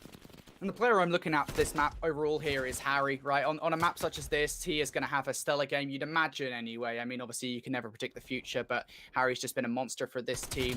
On a map like this, it's kind of built for him, so we'll see how War are able to respond to that. Of course, they do have Invidian on the lineup, but as we focus on this rotation for the moment, Vortex is going to lose a rotational gunfight. Team War already over here. How do Nasty respond to this? He picks up 2. That's how Nasty responds to it. That's how Nasty responds to it. Picks up 3. Josh picks up number 4. And what a break here. Clean away from August. A massive one as well. The lens never moved away from Nasty. I think from, you know, last year specifically with Modern Warfare, it was a bit strange to see the London Royal Ravens kind of change their sub, even though you knew that neither Nasty or Afro were going to get to the States this year. But I mean, he's absolutely an incredible player. Could definitely get it done from multiple weapons. You're seeing it happen once more coming off spawn. He did find 2 eliminations, but it's not enough, as Team War do hold the spawns and the scrap time. So even though there's fireworks from Orglis, Team War still battling. And with these couple of kills on the exit from P2, they will have a really good look at controlling the plane. And with that, also the initial time of the 3rd hardpoint. Team War, they are over here, so good news for them, but they will need to win these rotational gunfights to have any control over the hardpoint. Josh is able to pick up 2, and Lucky and Invidian, closest player to do anything about this, but not when Josh is there. He picks up 3. Orglis should now be on the point to pick up some time, and hey, that's a pretty horrible spot that Vortex is in right now. Just keeping an eye on Tetris while keeping 1 foot in the hill. As Orglis look to get some time now. It's War on in, but Josh continues this spree. 4 for him now. Lucky looking to be number 5. He will be. Josh is going to have to reload that weapon. 3 bullets isn't enough to take anybody down on Team War. And nobody really getting much time at all off the back of this hard point. It's not all that much of a surprise, though. But Josh, again, 6 spree now for him. Just 1 more kill, but he's got 8 bullets left in his Krig. Does he have it in to finish this one off? And I think just beyond the potential of streaks here, it's the fact that even though this hardpoint was heavily contested, Orglis technically win getting to the rotation to P4. There was apparently just enough into the clip to find that final kill. So I believe the artillery strike earned. And now we turn our attention to how Team War are going to try to break the 4th hardpoint. Brilliant play from Vortex. Good help from Beyond, but using that information and taking the gunfight at the exact right moment. Now he's got potential to start working for streaks of his own, and that will also include just generating score off the hardpoint itself. Nasty, able to pick up 2 inside the plane. It's plane control again. You cannot underestimate how important that is to control over this very hard point. Orglis have done a great job of keeping War out at the moment. And there's some really, I think, rough implications for Team War at this point in time, right? Yeah, they break in for the last 20 seconds, but look where Orglis are going to spawn. They're pretty content with this situation overall. Team War, they'll reach 60 points or so. No, they won't. Never mind. Nasty picks up 2, stops them from getting that scrap time. But the overall implications here, more than anything, is the fact that Orglis are just in control of the spawns, as they have been time and time again. And when they're not, they've done a solid job of breaking in. This has to be a fast break coming in from War, and there's 1 player in the backline who is capable of doing it. Never mind. There was 2 players in the backline who were capable of doing it. That's Journey and Invidian. They're no longer there, Shift. And this is what we come to expect from a team like Orglis. Look how far they try to push the envelope, sending Vortex deep into the plane, making life on rotation difficult for Team War. But kills are decent until Nasty has something to say about it. And with only 2 members surviving through this push, Team War can touch for now, but they're going to be in a hard-pressed position to actually win this time, considering the spawns are going to be good for Orglis. Kills still convincing, so yeah, you step foot on the hard point for a couple of seconds, but it's a very punishing outcome overall. Orglis back to taking over the map. They're going to be the first ones to try to dominate this hard point coming up for the first hill. Good kills coming through for Team War to keep things relatively level inside the plane, but the gap is 100 points, and a lot will have to ensue before we can even say the word comeback for Team War. And yeah, that was my next question, really, to you, Shift, here, right? I mean, you're 100 points down in this game. How do you come back into this one if you're a Team War? It's got to be a good scrappy P1 here. You've got to hold off the spawns for the second and get a full 60. And I can hear your deep sigh. That's already not occurring. The spawns have already flipped. I mean, Orglis, they just know exactly how to efficiently take away space once there are good, convincing kills for them in their favor. You're seeing that come through once more. Now, granted, Josh is the last player left alive into the actual hardpoint itself, but Orglis's focus was to make sure they continued to win the spawns coming up for next. So 22 seconds remaining on this hard point, still a 100-plus point deficit where Team War have a lot asked of them if they want to make this game come back to level. And it's just every single situation that War are coming up with at the moment is just being answered by Orglis. Nasty, the last player in the hill, he is able to do a little bit of damage before falling out of the round. And again, I mean, Team War, they're effectively spawning in no man's land in comparison to the spawns for the next hard point. You're already seeing Nasty. He is over there at the moment, ready to collect some time. And Team War, you got to get past the AR that is Harry currently sitting in here. This is rough. I mean, it's still, like, even though Vortex doesn't find that kill mid-map, it's the fact that he continues to put pressure on Team War, forcing them to have to cleanly win kills to break. And as soon as that information is found from Vortex, look how quickly Orglis has turned their attention to where the hit's coming from. It's absolutely, it's flawless. It is absolutely flawless. This is textbook hardpoint that we're seeing from Orglis. I know that all the Team War fans are not going to like me saying that, but the fact of the matter is, you've got a player at 9 and 20 and 8 and 18. When you look at the other side of Orglis, everybody is positive with nearly everybody over a minute of hardpoint time. That just goes to show the focus for Orglis has definitely stepped up from the series they played versus Amelia in their first match today. And I will say as well, not to bag this on anybody in particular, you know, we never want to do that, but this map is so AR orientated. You need AR control, and when your main AR player that's normally when he goes off, Team will have such a good game, is 9 and 19. That is going to cause problems for this War lineup, but to focus on the game as it maybe comes to a conclusion, Orglis here just need 20 seconds to close out this one. Team War, can they get in to put a stop to it? You've got one player getting in now. It's going to be lucky.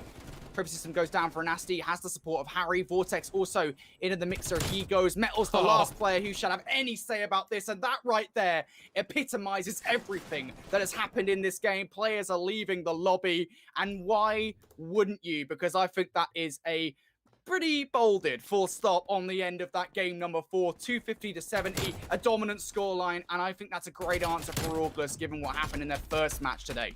Yeah, that match, I mean, again, talking about the scheme of the group stage, that becomes a must-win, or at least a win versus another top 4 team becomes a must-win if you want to try to exit as a top 2 squad in the groups because you lost to a team that you don't expect to lose to. So that is exactly what's required of Orglis for Team War. Not obviously the greatest showing overall, but regardless of that point, you're still, you know, looking at that last map as kind of a throwaway. You know, even the control, you just kind of put those out of your mind. Obviously, there are some pretty big gaps when it comes to things that need to be corrected, but man, I'll tell you, I think it says more for Orglis overall than it does against Team War, just based on how they played those last 2 maps we watched. Yeah, I mean, the one thing I will say is we take a look at our map set here to show you guys the way the series, of course, did play out. We didn't actually get to see map number 1 in full, but there you go. You can see kind of how this Team War roster won. I mean, it was the control on the hard point, but the latter hard point, of course, in which they really began to run away with it. It's not like, to be fair, this War roster didn't play well in maps number 1 and 2, right? No, not at all, yeah. They played well. They had a good game. It was just unfortunate at the end of the day. But yeah, I think the one thing you can say about the Orglis roster is back when they were Team War last year, this applied to them.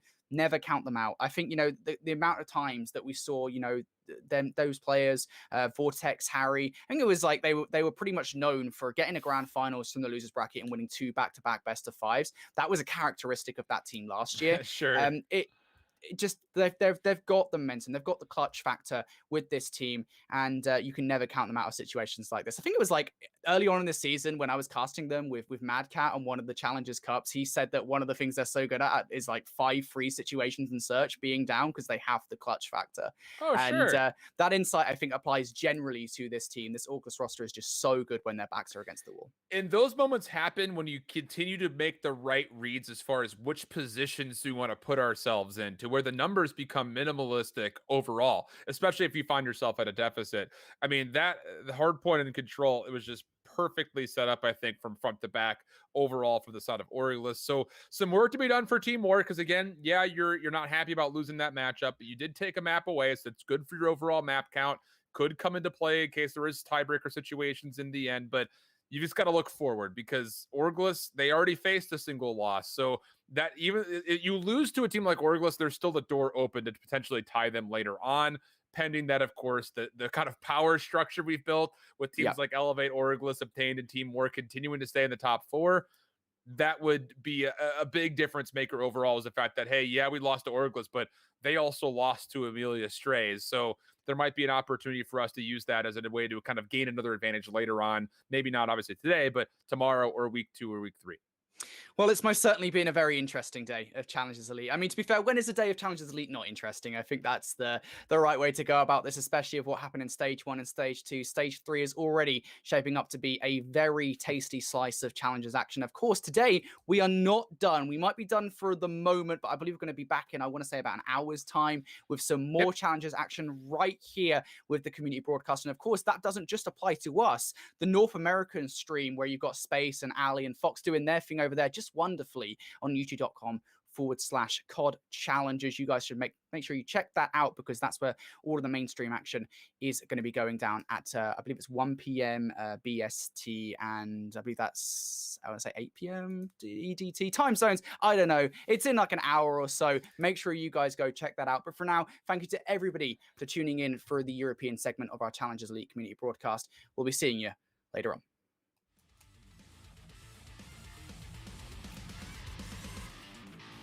I wonder if you'll ever understand.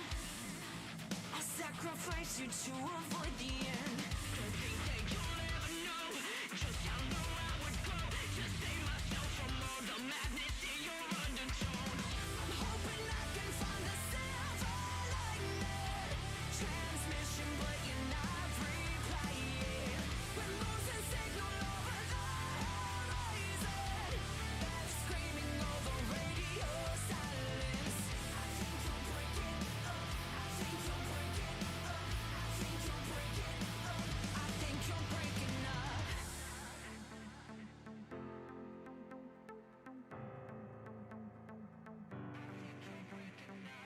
We're in a different place, and